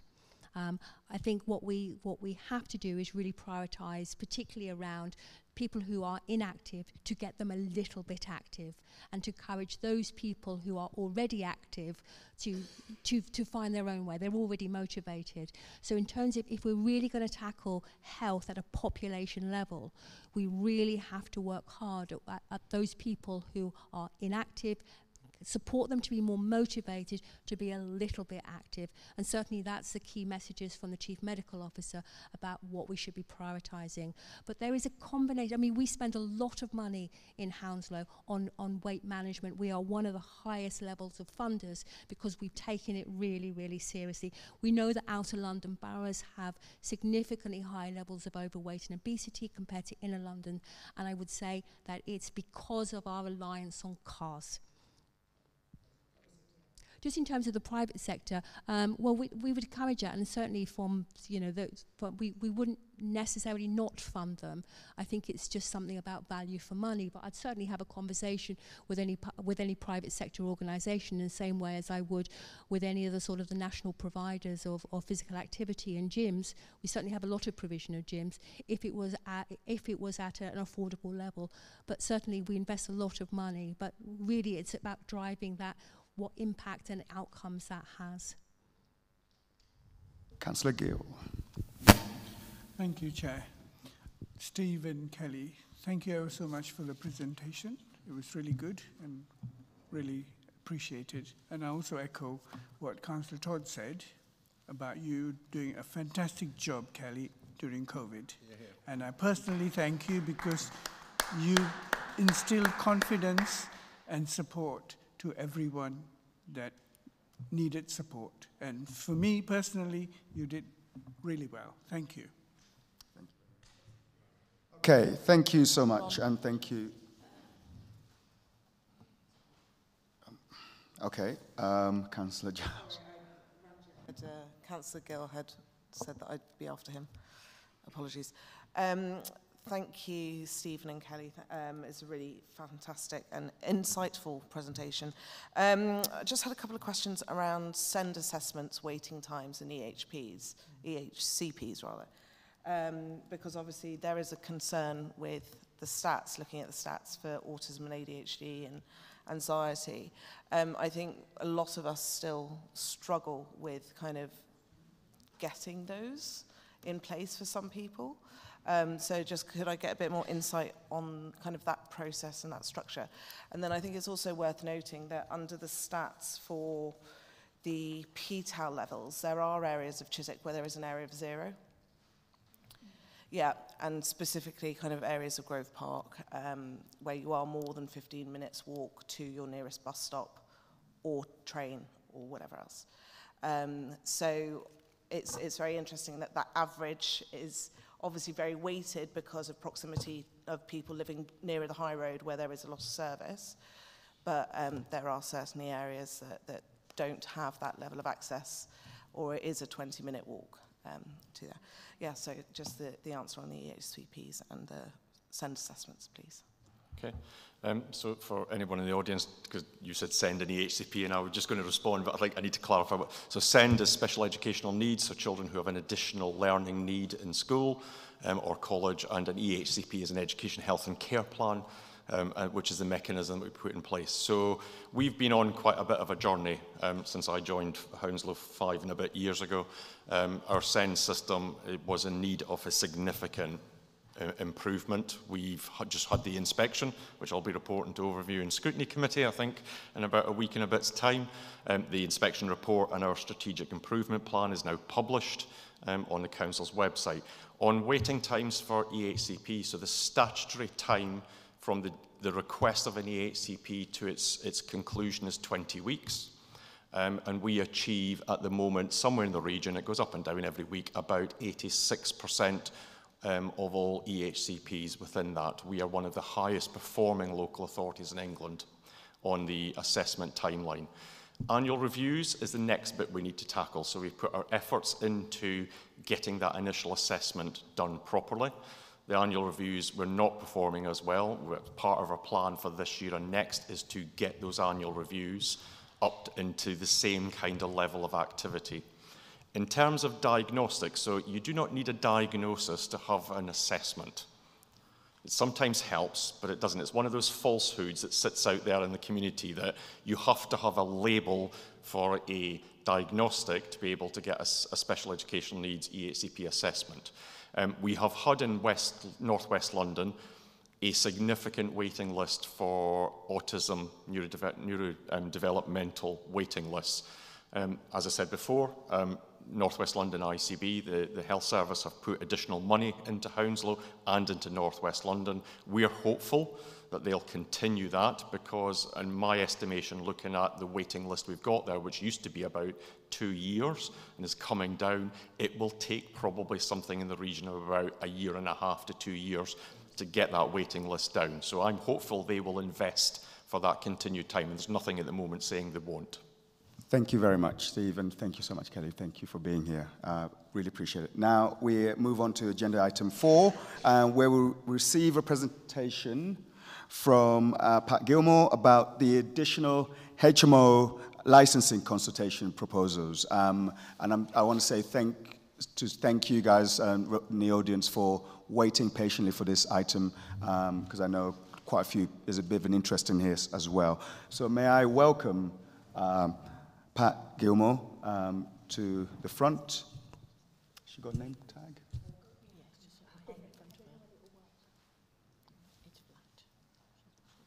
Can you lift the lift? Okay, thank you very much. Oh, hello. I'm Pat Gilmore. I'm the head of the Housing Standards team for Hounslow. We deal with private rented sector properties and HMO licensing. We've just started this week a consultation on HMO licensing proposals for the borough, additional HMO licensing consultation. It's just started and it will be going for 10 weeks until the 16th of May. I just was, if people aren't aware, HMO licensing, there's a national mandatory licensing that every council has to, certain types of HMOs that councils have to license, and these are shared HMOs where people share kitchen and bathroom facilities and there's more than 5 people living in 2 households. However, there's other types of HMOs that the council can cover, but they have to adopt a scheme and they need to consult on it before they do so. So we're now starting that process. The thing about licensing is landlords have to apply. We don't have to go looking for HMOs. Quite often HMOs maybe have got management problems or poor housing conditions that need that little bit more enforcement or attention, and so it helps councils if they have if the HMO schemes are widened. As well as that, with HMO licensing, the council can vet landlords. There's a fit and proper person test. And with that as well, with licensing, we can actually apply extra conditions that wouldn't apply to just ordinary other rented properties. In Hounslow, we actually have an additional licensing scheme at the moment. It was adopted in 2020, but they can only last for 5 years, an additional licensing scheme. So that's expiring this July. And that's why we're looking to extend this. The existing scheme, it extends the mandatory scheme to smaller HMOs with 3 or more persons, but it also includes, which there's quite a lot of in Hounslow, is rented properties where they've been converted into self-contained units and there's no sharing, but these are very poorly converted properties where they don't have building regulations approval and perhaps, you know, overcrowding, converted into too many buildings. So these would come under licensing in Hounslow. And also the scheme is proposed, the existing scheme covers the whole borough. I think really just the reasons why we want to, we've put together an evidence pack that will be in the consultations on, it's gone online this week. We've put together an evidence pack which shows some statistics about our licensing scheme for the last 5 years. It shows that we have found that 40% of the HMOs that we're dealing with are actually come under additional licensing. So if we don't extend this scheme, 40% of the HMOs that we deal with won't have to license. We also do find that where we're getting involved with HMOs, that there's quite a substantial amount have got housing condition problems and also management problems. So that's another reason why we'd like to continue with the additional licensing. As well as that, a licensing does bring us more powers and additional powers where landlords aren't managing their property properly. It gives us additional powers to deal with that. So again, in our evidence pack, you'll see the proposals. We want to continue to license houses where they've 2 or more households, 3 or more persons. The additional scheme at the moment doesn't cover HMOs in blocks of flats, purpose-built blocks of flats, but with the new proposals, we would want to cover those.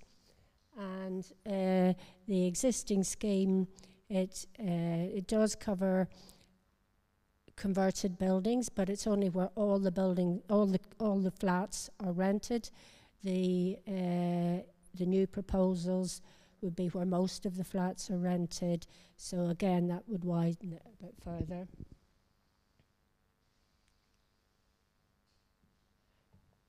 So the actual the questionnaire will be asking for your opinion as if you think that it's a good idea to introduce additional licensing. We also, as part of licensing, landlords have to pay a fee, so we've put together our proposed fees. And again, we'll be looking for opinions on them to see if they're fair. There will be some discounts that we will be applying for landlords, whether the accredited landlords will get a discount, and landlords with a higher EPC will get a discount. We'll also be asking for your opinion about the licensing objectives, and also we're looking to gather people's perceptions about issues in relation to HMOs, and whether you think that licensing will help those issues.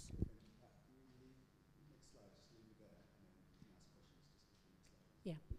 Thank you so much, Pat. Next slide. We can take some questions from the floor, and I think that will allow Pat to sort of at least answer some of the questions throughout her summarizing up statement as well. Yes, sir.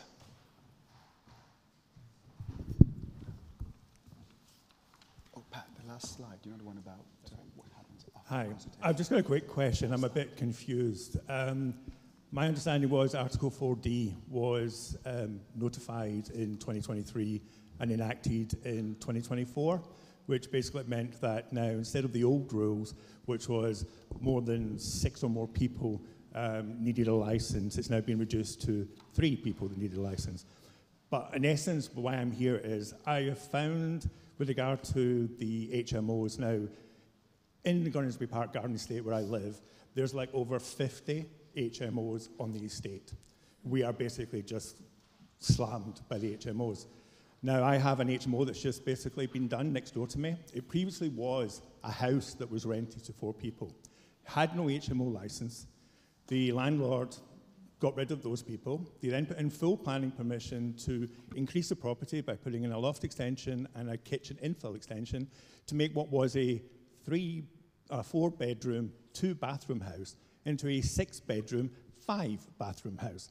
Now, when we and neighbours commented on to the planning team that this is obvious a large HMO, we were told, no, we can't assume that it's going to be an HMO. We have to wait until the people move in. We now have 6 university students living next door to us. The property has no HMO licence. Now, your FAQs, when the 4D directive came in, is limited.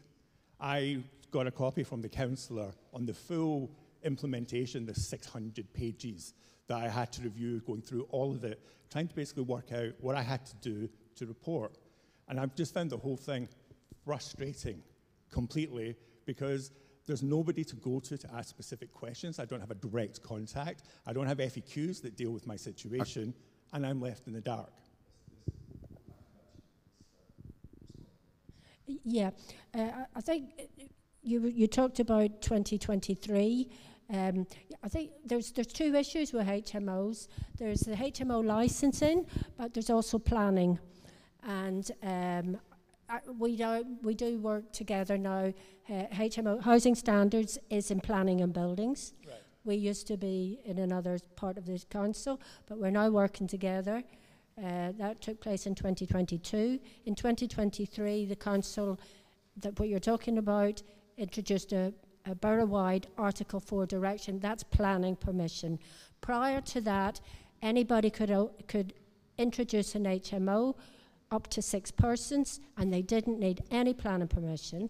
They did need a HMO license, but they're 2 separate. HMO license to do with housing standards, yeah, and conditions for the tenants. It also has a little bit about management that might affect neighbours too, but there's no public consultation for, you can't object to a HMO licence. The public can't object to a HMO licence, but they can to a planning application. So it depends when the HMO started. If it started after September 23, they should have planning permission and a HMO licence. So I can tell you for a fact, based on my neighbour, the property that I'm dealing with, that is the situation. There is no planning permission, and they don't hold an HMO license. Do you know when did they move in? When did they? They moved in. The property was vacated by the previous tenants in August of 2023. The planning went in August of 2023, and the building work started in September of 23 and was finished in August of 2024. Well, then now I have put in a breach of planning and have been told they don't need planning permission, even though all of my readings were that they did. I think the best option here, Pat is here, she's got her contact details, we can follow it up as well, but I hear your point, could you please respond? Yeah, if you give me the address. I can give you lots of details on all of it, that's fine, I just need a contact. I mean, the problem with dealing most of this council, the problem with dealing with most of this council is you don't get a one-to-one with a person. You just send emails, and you just get bluffed back by emails. There's no option to talk to someone, or even to have a team meeting, Microsoft meeting, or whatever, to discuss these details. It's a void. It's an absolute void, which I find frustrating. And it's with planning. I didn't even know you existed, never mind your name, to contact you to go, I have these HMO Okay, licenses. thank you, John. I really appreciate it. Thank you so much for that. We've got some more questions to ask as well, to take. Behind you there are 2 questions. Just reiterating on that same point, I'm here on behalf of a resident of an HMO that's in our street who's had a series of very difficult situations with residents there, causing all sorts of social issues.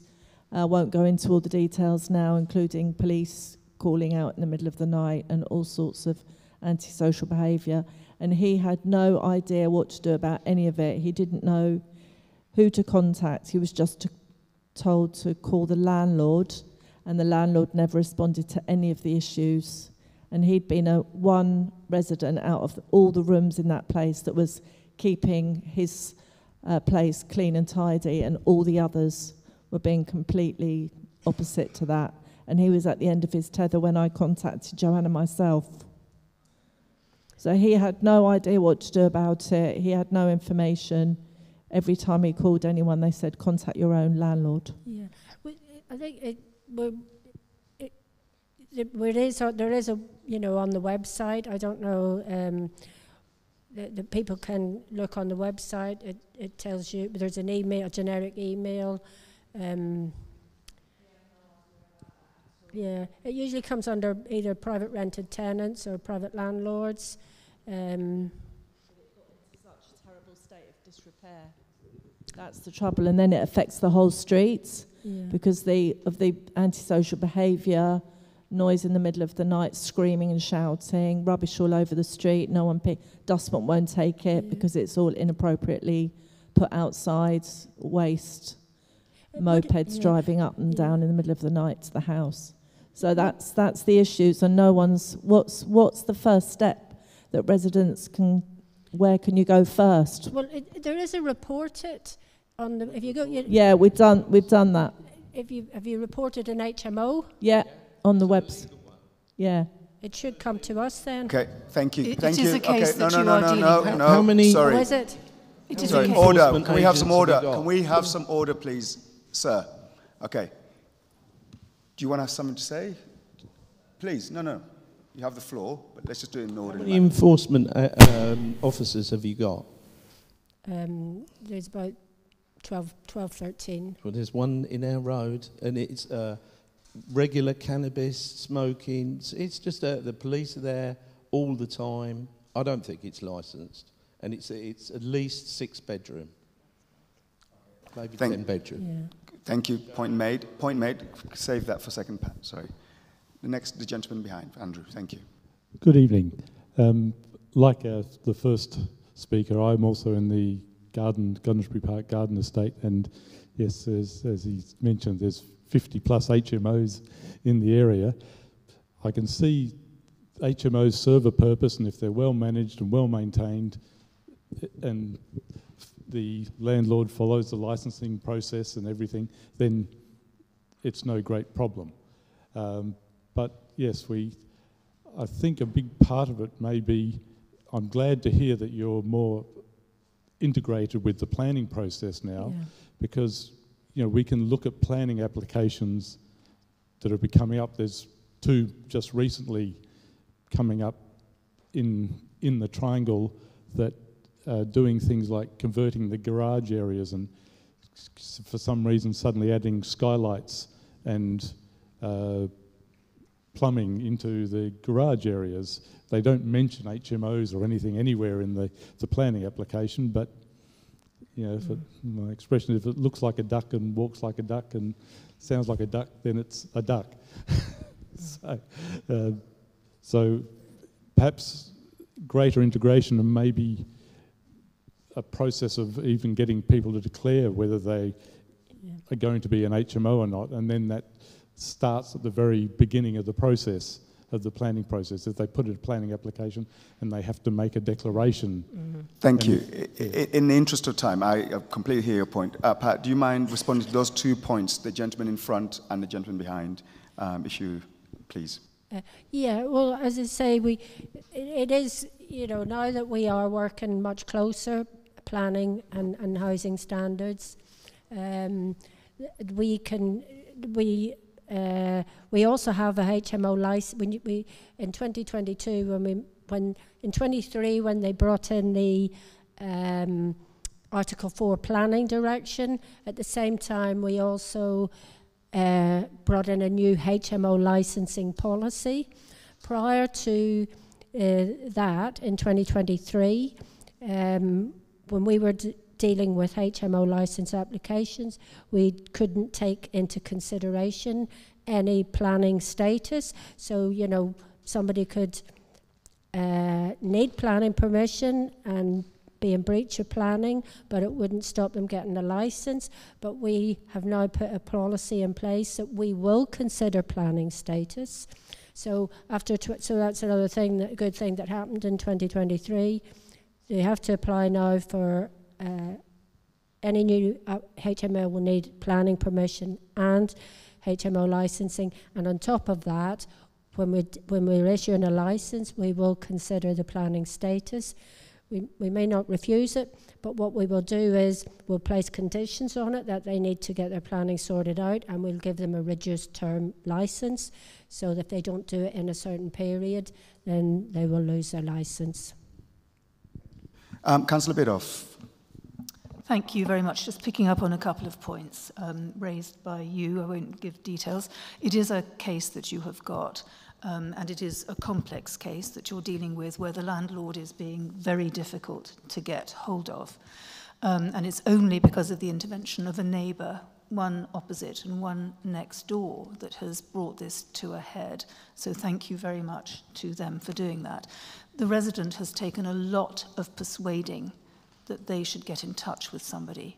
There's anxiety about that. There's concern that the landlord might find out, that they might therefore be evicted or whatever, and he has now been served with a Section 21 notice, so he's been told to quit because he's raised problems in the house that is being run by this rogue landlord.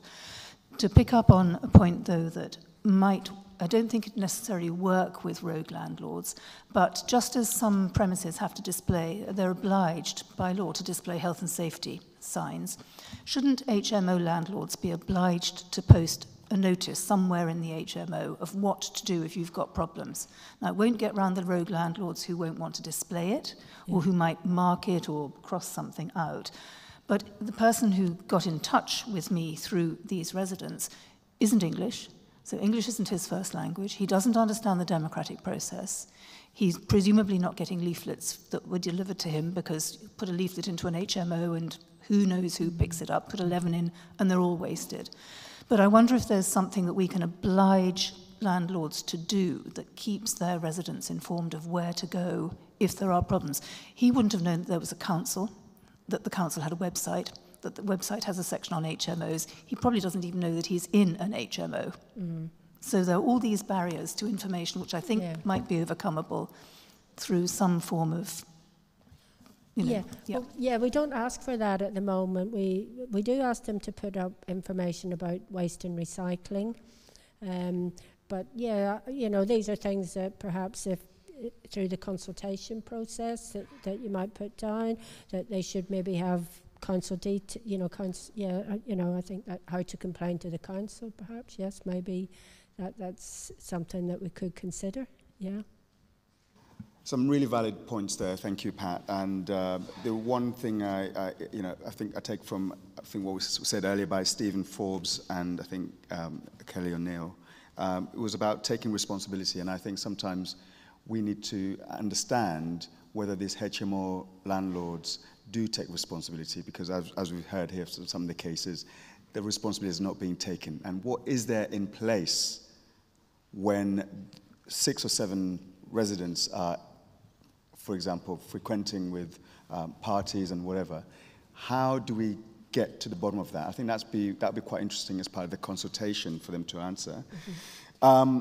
But I'll let you have the last words on it. But just want to let you know, everybody, that the consultation will, when it's finished, the recommendation will need to be approved by Council Cabinet in August. And if approved, a new scheme must be published for 3 months and will commence in November 2025. Pat, last word from you. Oh, wait, before you. Councillor McGregor, before. Thank you very much. Can I just check with you, what is the public housing equivalent to HMO, and what regulations do we have covering the London Borough of Hounslow's public estate?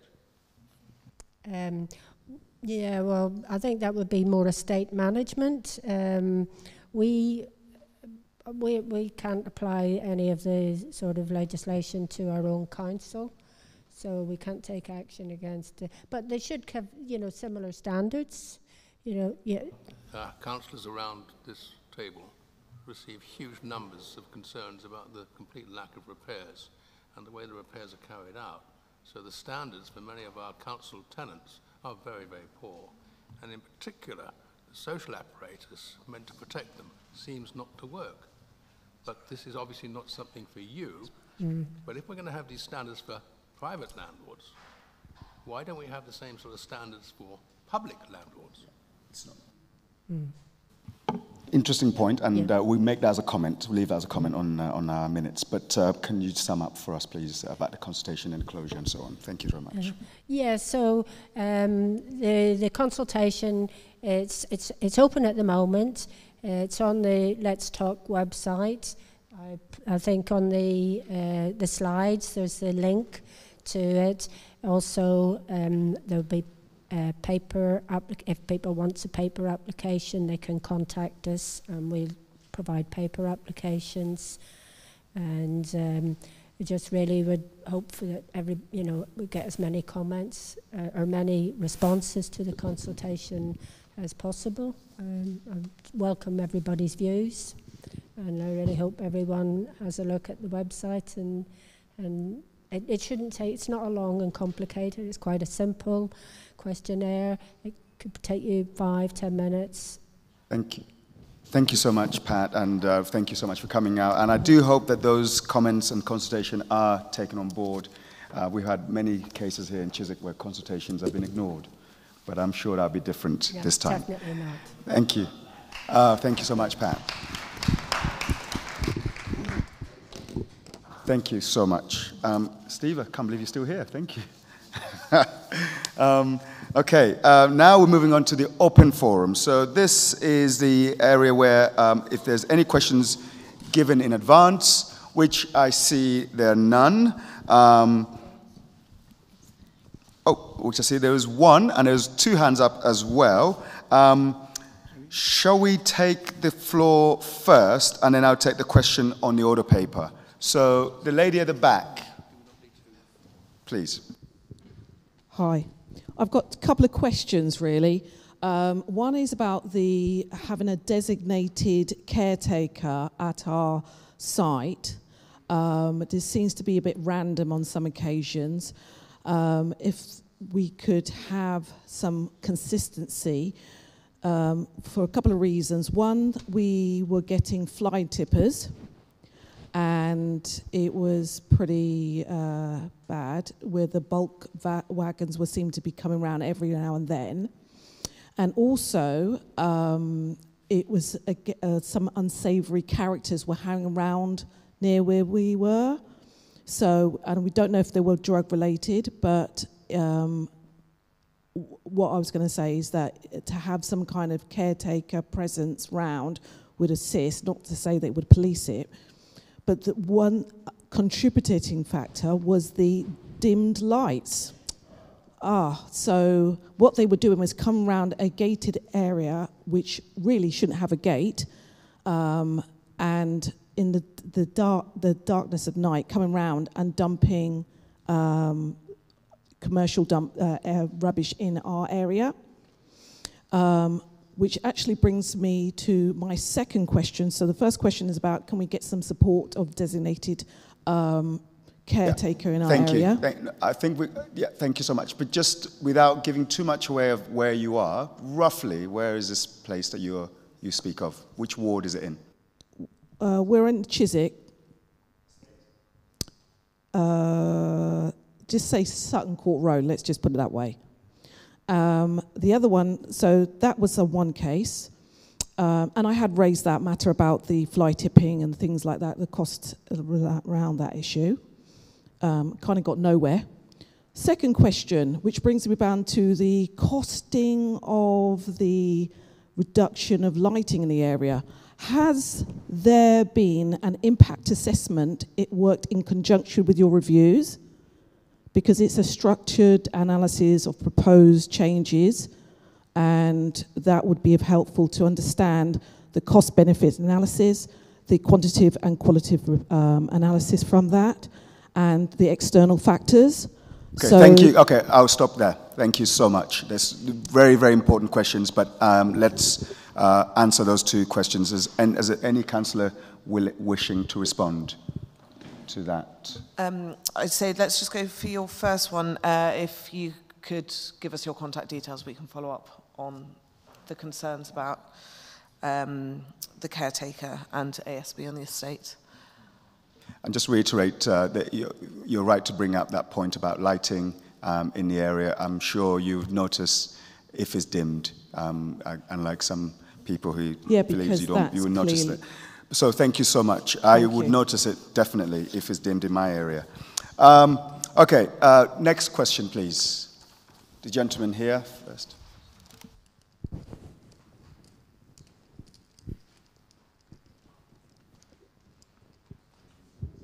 Thank you.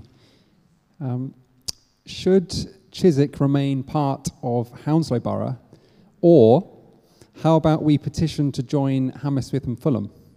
So personally, I feel much more affinity with Hammersmith than faraway places like the town of Hounslow, Feltham, Heston or Cranford. And does it not make good administrative sense to align local government with the new parliamentary constituency of Hammersmith and Chiswick? So a very interesting question. Councillor McGregor first, then I'll go to Councillor Biddock. You raise a very interesting point, because the Chiswick area provides 42.3% of the council tax, which is levied by Hounslow and levied by TfL. So if you want to do something better, of course, let's move to Hammersmith. My plan is very simple. Hammersmith and Fulham is split. Fulham goes off to Kensington and Chelsea, and we take the rest, plus the Southfields ward and the Northfields ward of Ealing. and that would give us a nice West London borough. And it would be centred on, guess where? Chiswick. Thank you, Councillor McGregor. Councillor Biddulph. Thank you, Chair. I remember this being raised when I first moved to Chiswick in the 1980s, and it's been raised numerous times since. A couple of years ago, somebody raised a petition about it as well, but it wasn't well publicised and it didn't get much support. And who knows what support it would give. But the real problem is boundary changes, in that the Local Government Boundary Commission only looks at ward boundaries within an existing borough. It's much harder to make it look at the external borough and see which bits can be moved on to other parts. I don't know how you get around it. If you look at their website, there are 3 reasons that they take on board, including that the councils themselves need to say they want that change to happen. And I doubt very much that Hounslow is going to give up Chiswick and all the benefits that it gets from Chiswick. But you never know. Let's start a movement, or another movement. Councillor Giles. Yeah, I'd also say be careful what you wish for, because the grass isn't always greener. If you look at Hammersmith and Fulham, for example, they've got some of the highest spend as one of the smallest boroughs in London. There's also been some very interesting practices taking place, and looking at items like the Town Hall redevelopment project. If you look into the finances, you might find some very interesting pieces of information there. Thank you, Chair. Thank you, Giles. Councillor Giles, former Chair. Well, yes, perhaps joining Hammersmith and Fulham we might get better lighting. Maybe, maybe. Any other members at the front here? Okay, I'll go to the lady in red, please.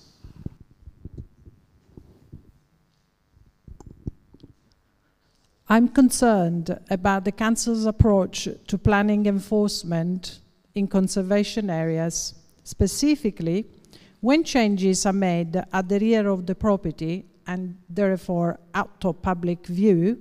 Shouldn't be there more flexibility for homeowners to improve their homes sympathetically and sustainably?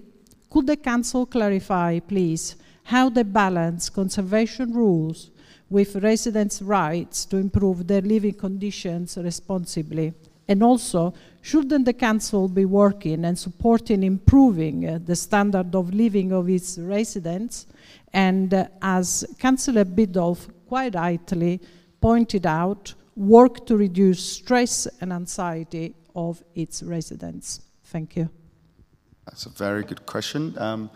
Now, I don't sit on planning, but there are some councillors here who know a little bit about it. But let me stress that we're not experts on those issues, but by sure we can take some comments from the councillors in front. Councillor Giles first. And I'm sure there will be other councillors here who have experience.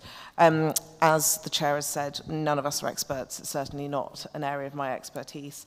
However, there have been a number of cases that I've dealt with over the last 6 months where there does seem to be some sort of inconsistency when it comes to planning decisions, especially in conservation areas, and kind of upon further inspection, there's very little logic behind a lot of those decisions as well.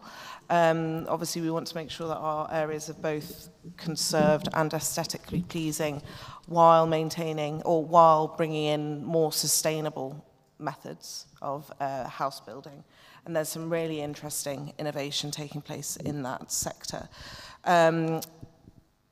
But unfortunately, in my investigations, I seem to be coming up against a lot of dead ends, and when there have been further investigations made by local residents through FOIs and to understand why these decisions have been made, the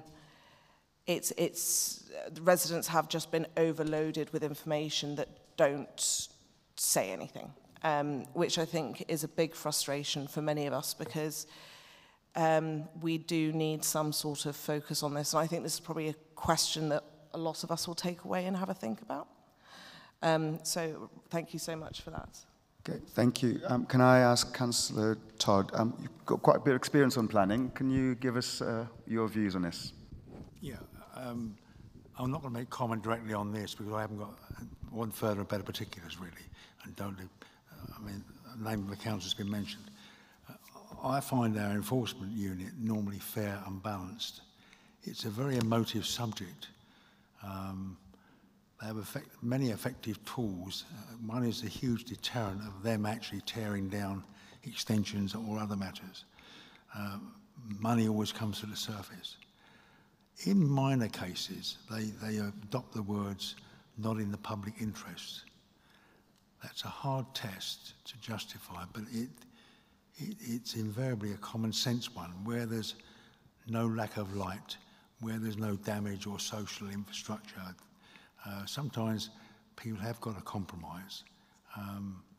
The other end of that spectrum, there are people, I've got someone near Chiswick School who's built a house in a garden and now wants to rip up a private road to put water in with no planning permission whatsoever, and water tanks have been brought in during the night. So there are other landlords who start doing extensions without any planning permission and then put in for retrospective planning. I think the public balance and to be seen to be fair and equitable is terribly important, so I hope those rules apply to the residents of the Gunnersbury estate. Thank you. Thank you very much, Councillor Todd. That's very good. Chair, just before that, can I propose suspending standard orders? No. Yes, second.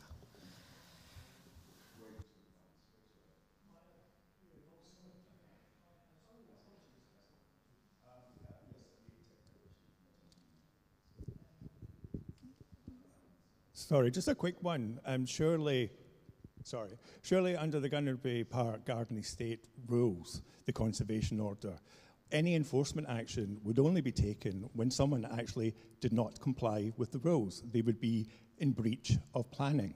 And there is a process that has gone through with regard to breaches of planning, where if they are pointed out, the owner is allowed the chance to apply for retrospective planning. If that fails, they can go to the planning inspectorate. If that fails, they're given a chance to voluntarily change the breach of planning. And if they don't do the voluntary, then basically the council will issue a breach of planning enforcement notice. So I'm sorry, if somebody's getting enforcement, it means they haven't followed the rules. End of.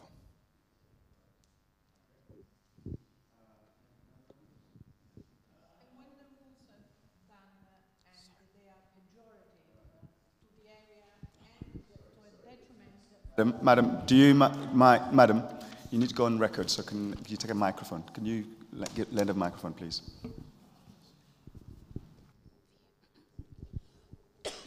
I'm sorry to bring my specific case here, but the council actually is asking, in my opinion, for a pejorative improvement. So we have made work and we use more sustainable material. So we went from plastic windows to more sustainable metal, and which also improves the warmth and the cool inside the house. And now the council is actually asking to bring back plastic windows. Where is the net zero promise that the council has made and the pledge? Okay, can I ask... John, sorry, thank you, ladies and gentlemen. Can I ask Councillor Bidoff, please? Thank you very much.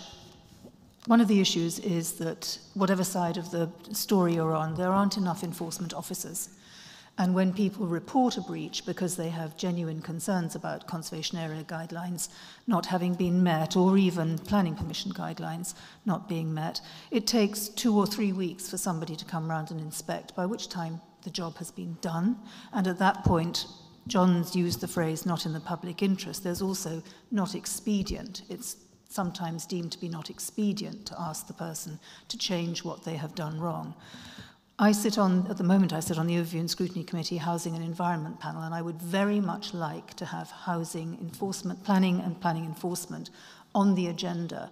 You can't discuss planning policy because that's set in stone, but you can talk about the inconsistencies that there are in applying it, and you can talk about the inconsistencies in enforcement and the need for more staff.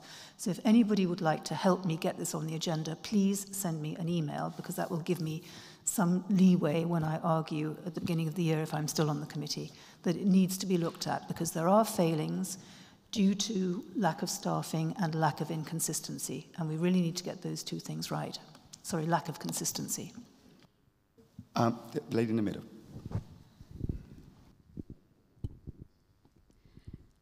This one's for Councillor Biddulph. During the discussion on public health, you stated that the council is causing undue stress and anxiety to residents. As somebody who suffers from anxiety myself, I find it deeply concerning that my own stress levels are being exasperated by threat of prosecution by the council's planning enforcement team. I understand from them that this action is being pursued due to pressure from you, despite the infractions in question being minor and not visible to the public. Through an FOI, I discovered that you have sent the council which shows photos of inside my home, taken from your top floor bedroom window, which directly overlooks my property. This level of surveillance feels incredibly intrusive and has significantly contributed to my anxiety. May I? Sorry. I'm almost done, please. Yes, but we have to be wary of safety. Sorry, 1 second, madam. We have to be wary of mentioning particular. I'm not going to mention my home. Areas and particular councillors. Councillor Biddulph, you don't need to respond to that question. I haven't finished. Continue. Back to the minor planning infractions. Unfortunately, I'm not the only resident affected. As you've gathered, there's quite a few of us. 12% of our estate is affected by this being threatened with prosecution for minor planning infractions. And I'm talking about my neighbour, for example, being told that she had to change her UPVC sliding doors in the rear of her house that can't be seen from anywhere apart from her garden, to change them from UPVC from aluminium, to UPVC. When I attempted to discuss this matter with Councillor Biddulph, you refused to engage in conversation. You'd obviously already taken your side. Given the distress this has caused, not only to me, but to many, many of my neighbours, do you not feel a responsibility to acknowledge the impact of your actions and the huge anxiety they are directly causing? Thank you so much. Just wanted to say the reason why I've stopped is because there was a mention of an address of the councillor or where proximity, and that's not right. But Councillor Biddulph, would you like to respond? Thank you. Yes, I would. First of all, councillors don't have anonymity, so if we ever complain about a planning application or whatever, have a comment, that will be public knowledge. So you are right. I did submit photos. That whole issue went to the monitoring officer, and the monitoring officer decided that it was not inappropriate. And the other point that you made about it as well, the monitoring officer deemed that I had not been rude to you. You claimed that I had put my hand in front of your face, and as if to say, talk to the hand at a surgery, which just wasn't true. It's not what I do. So the issue went to the monitoring officer, who is, for people who don't understand the jargon, the lawyer who stands for the council, and the lawyer reviews it. And I can tell you it's no picnic. You have to prove yourself very assiduously. So I understand that you're upset, and I'm very sorry that you are, but it has been through the legal process. Thank you. And in terms of the other issue, sorry, nothing to do with me, I'm going to have to cut you off because this isn't the forum for that, I'm afraid. Thank you for attempting to answer that question. We will need to take this off the meeting. Yeah, because that is quite a very different matter altogether. Now, is there any other comments from the floor here on that? No. Okay.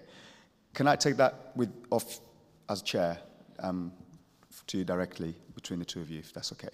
Okay. Question at the front here.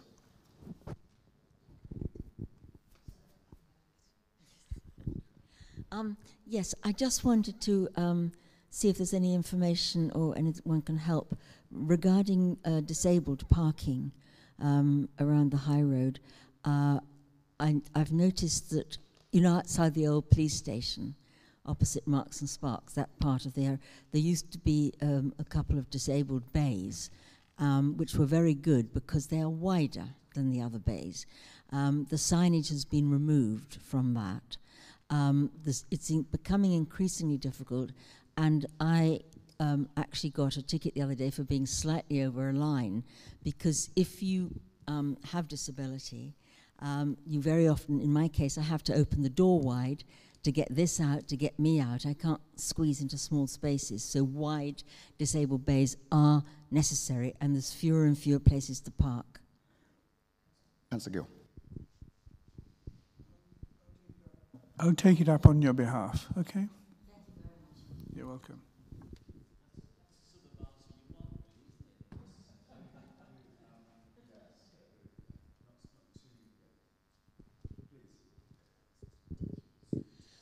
I would like to know the budget, the revenues and the expenses of the Hounslow or of Chiswick. Not to the point, but just a rough idea of how much you get and how much you spend and where is the money going. Thank you.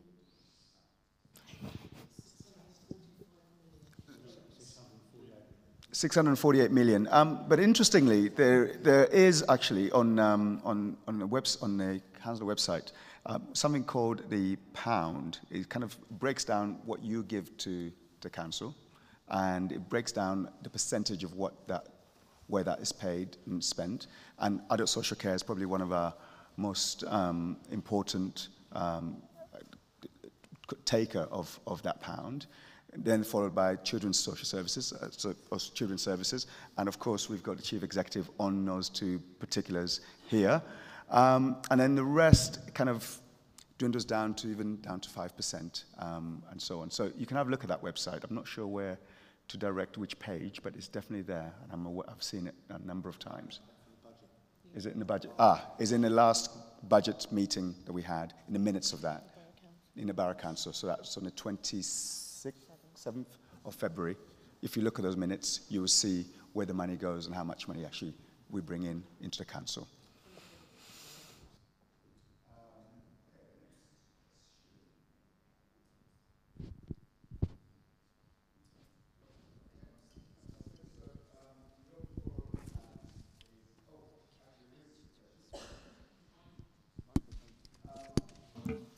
There is a question. And this is a sent-in question. London Borough of Hounslow own Chiswick House Conservatory, a Grade 1 listed building situated in Chiswick House grounds, a valuable community space containing a World Heritage collection of camellias. I have no idea. Okay, never heard of it. Thank you. There's no camellias. There are no camellias in Uganda, so sorry, I don't know. In 2022, London Borough of Hounslow allocated £423,000 to resource the development phase of the renovation repairs. At that time, London Borough of Hounslow were informed that without repairs, the building will deteriorate faster, cost more money to renovate, with risks of building collapse or a major accident for which London Borough of Hounslow would be responsible as the owner. So since 2022, nothing has happened. The money London Borough of Hounslow allocated in 2022 is unspent. The conservatory is now unsafe. Hounslow residents are unable to use it, and revenue raised from events held there, which helped Chiswick House Trust to care for the house and grounds, has ended. It is now March 2025. When are London Borough of Hounslow going to start the development phase? That was a really good question, I think. And do we have a response? Okay. I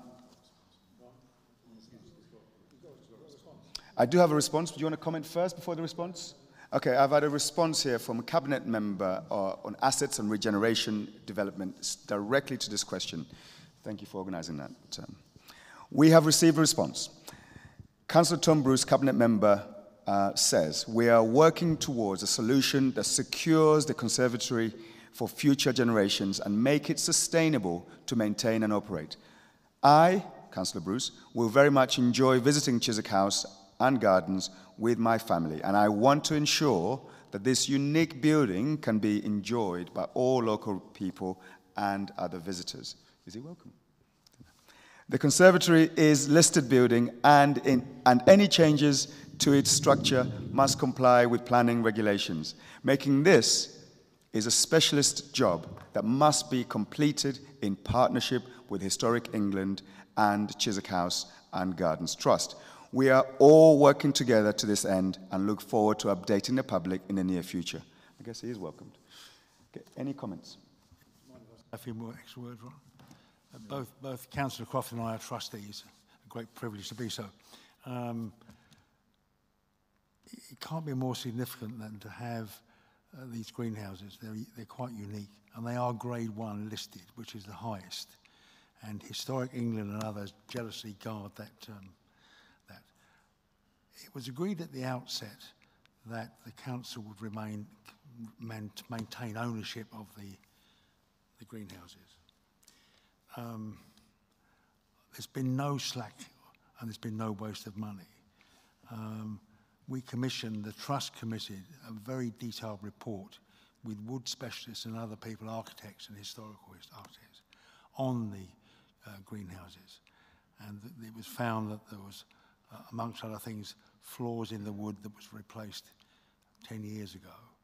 And the quality of the rebuild wasn't as great and as detailed as hitherto. The speculative cost of replacing it is between £2 and £4 million.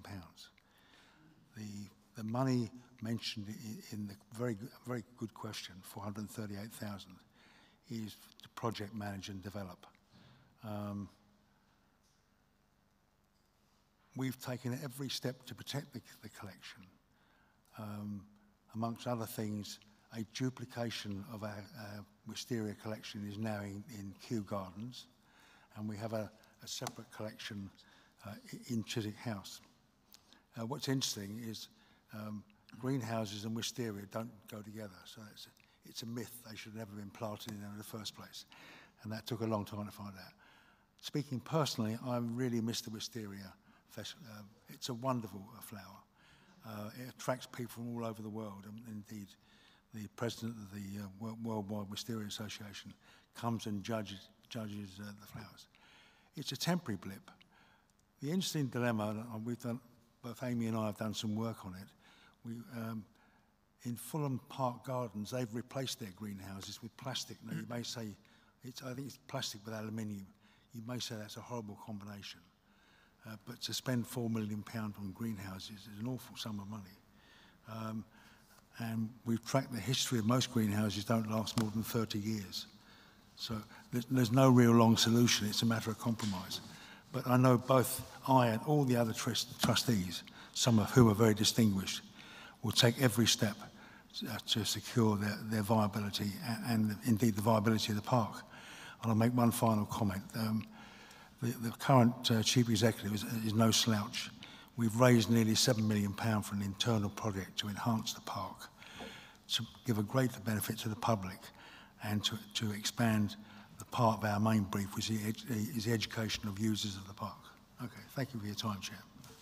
Thank you so much. Would any other members like to comment on this?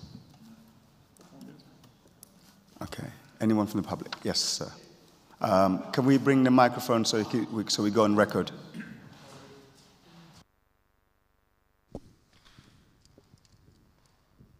Am I right to say that about 15 years ago, the same conservatory was already refurbished once? What about the guarantee on that, whoever did the work? Because I'm in the same place since 1982, so I remember this conservatory built in this repair condition, and then somebody decided kindly to repair it and refurbished it. Now, what happened to that? What happened to guarantee whoever done that job? Well, sorry, you're absolutely right. There was part of there was an injection of £12 million into Chiswick House, so the trust was formed, the gardens refurbished, the plate done. That work was done. Over the years, we noticed rotting of main timbers, where there was inadequate drainage. Well, let me just finish and I'll put it here. The property is owned by Hounslow Council. We got advice as to the condition of the building.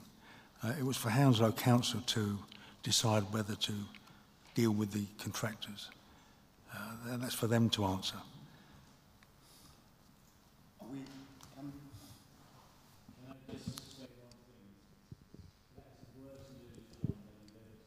Hounslow Council are responsible and own that they own Chiswick House, because it's doomed. It really is doomed now. Thank you. I'm a bit more optimistic. I have to be factual without making a comment. I know you did, but okay, thank you very much. Slightly a bit more optimistic, but yeah, I can hear your frustration there with merit. Okay, if there are no other questions, actually, if the floor doesn't mind, can we put this on the action tracker, perhaps, to have a look at it again at the next meeting? Yes.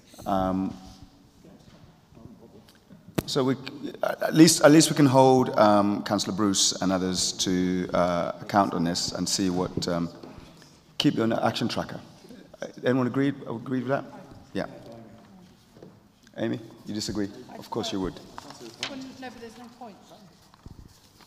There's no point in putting on an action tracker. No, because it's long-term project. It's years. Let me tell you something about an action tracker. It's been years. That's been it's been one of our biggest, longest action tracker, and that's the zebra crossing on just down the road from us here. So I don't mind putting an action tracker. Okay, can we move on into the action tracker itself?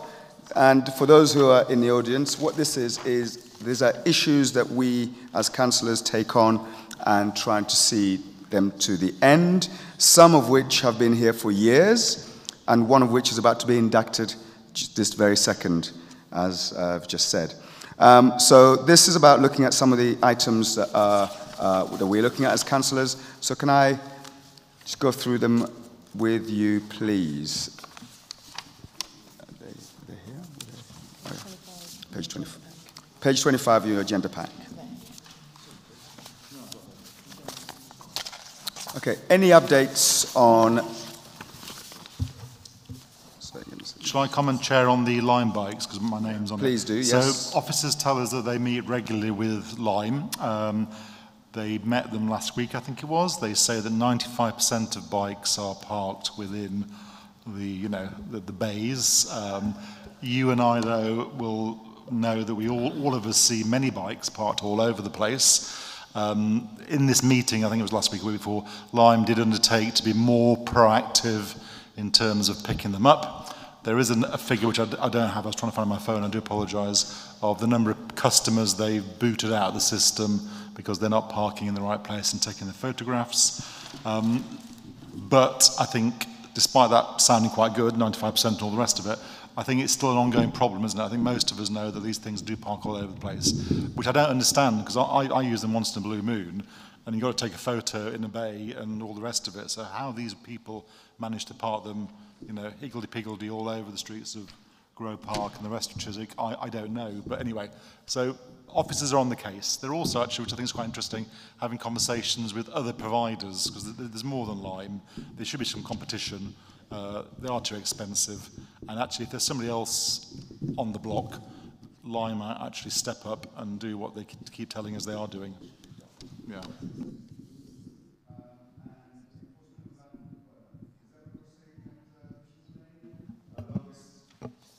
It was on the agenda before we were elected in 2018. It was on the agenda when Councillor Thompson had been elected before that. And I have good news in that they now, all three of them, it's 3 zebra crossings at the junction, all 3 have been installed very recently.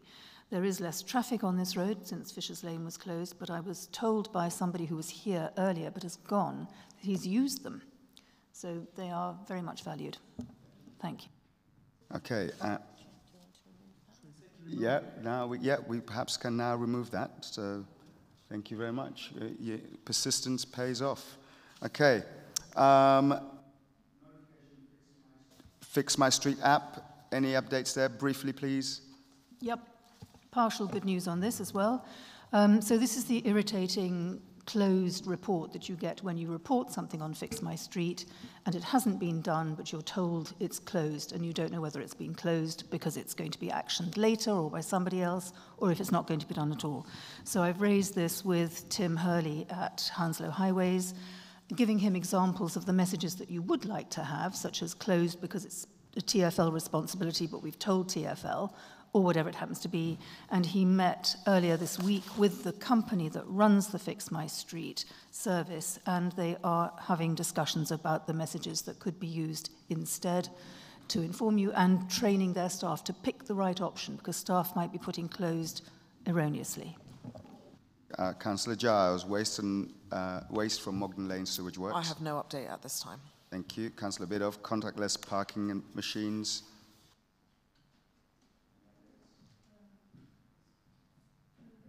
No, it remains the same. There is a 15p charge if you want a newsletter, an alert to the fact that your parking is running out. Petition on Abinger Road, Resident Association. Councillor McGregor. Yes, I'm hopeful of getting something done in the new financial year. I'll be talking to Sabil Khan and the gang to see what they can do for us when we start the new financial year on April the 1st. But April the 1st is obviously a rather interesting date. Thank you. Installation of a lift at Turnham Green Station. Requests for the Piccadilly line to regularly stop at Turnham Green. This was taken up by whom? No name. No, but TfL has now put Turnham Green Station on the list to be reviewed for step-free access, but step-free access will only be a lift. It won't mean step-free access from the platform to the train necessarily. And the Hogarth roundabout proposals, I think there's some good news there. Great news, yes. TfL wanted to close Church Street. The community did not want to close Church Street. Councillors worked with the council, and TfL now will no longer close Church Street. So a great win. But a caveat on that, for those of us who weren't concerned about Church Street, which is many people in Chiswick Gunnersbury Ward, the roundabout is still going to be changed. Sorry. The roundabout is still going to be changed. Sorry, no, can we... The action tracker is in the ward of Councillor Elmsley. No, it's not. It isn't. It's a sorry, TfL. It's on the boundary. Can we stop that? Thank you. Recycling from flats above shops. Councillor Bidoff. Yes, so this is there are many flats above shops in Chiswick Gunnersbury Ward because of the length of the high road, but also there are 13 shopping roads in the ward, with many of which have people living above them in flats, and there is no recycling for them. There's a demand for recycling from them. And what I can tell you at the moment is that there is a consultation by the council on recycling, and I hope everybody who lives above a flat and everybody who's affected by flats leaving their sacks on the pavement outside their premises, purple sacks or resident sacks, replies to the consultation as one means of getting this on the agenda, because it must happen. We're sending too much to waste. We must recycle more. Thank you very much. Now, that gets us to agenda item 8, which is...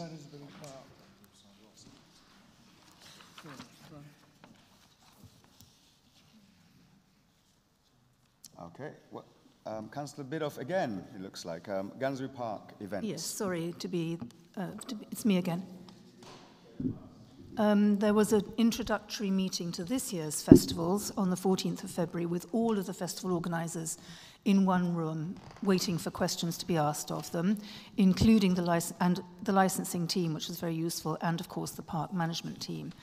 The issues are that movements have been made to accommodate some things that bother residents, but not necessarily all.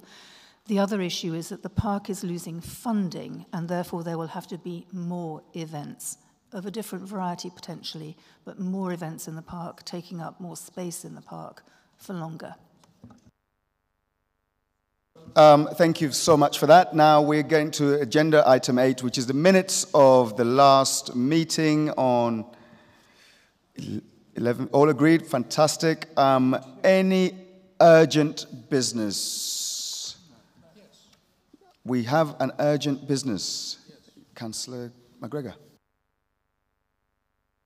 Thank you very much. Thank you very much, Chair. This is to do with...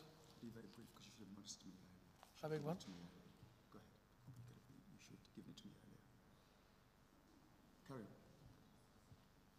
You should have given a prior notice before urgent business. That's what I'm trying to say. This concerns 1 Burlington Lane, and casework references the reference number to the planning application 2024-2610. And the reason this is being raised is because I should be calling this in. It's already logged to go to the Borough Planning Committee, but on the next agenda there's nothing there for this item, so presumably the one after that. A call in by a councillor from here means that we can then speak to the Planning Committee about this particular or any other particular planning application that goes to the main committee. The reason I'm doing this is because there were 128 responses to the planning application in the sense of objections.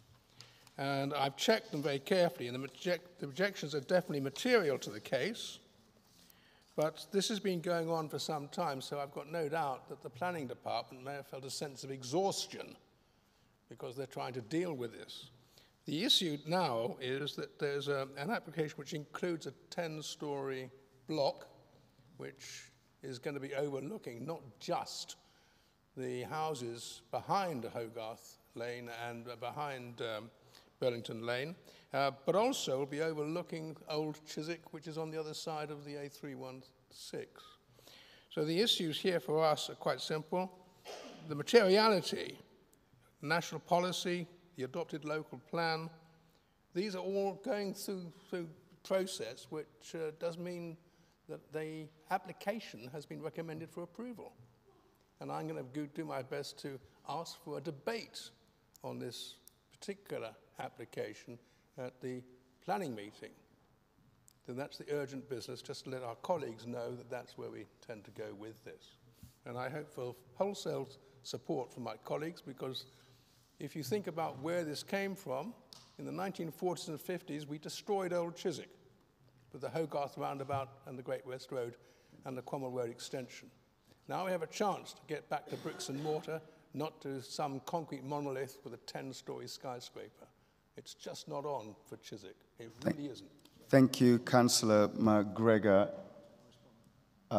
Yes, but firstly, just to say, I know this issue is a deep one for your residents in your ward, but just to put on record that please, for the time I'm chair of this meeting, please let me know in advance for urgent businesses so we can deal with it in adequate time. Councillor Todd. This is my ward too, and we're talking about the 1 Burlington Lane, a monstrosity of an office block that's about to be built. What's so strident to me is historical England have castigated the building. It's oversized, it's inappropriate for the area. It goes on and on and on. You couldn't get a stronger objection from a credible public body that the council completely ignores. Thank you, Chair. Thank you so much. Okay, I think that brings us to a close. All I've left for me to say is thank you to all who have turned up and lasted the duration of this. I also want to thank Stephen Forbes, one of our senior chief executives here for adult social services and children's services. Thank you so much for staying and listening to our concerns. Just a reminder that the forms, if you have not answered, we have not answered your question, that there are forms in your chair or next to your chair which you can fill in, and we can get hold of that and respond back to you properly. With that being said, if there's no other urgent business, I just want to close the meeting now.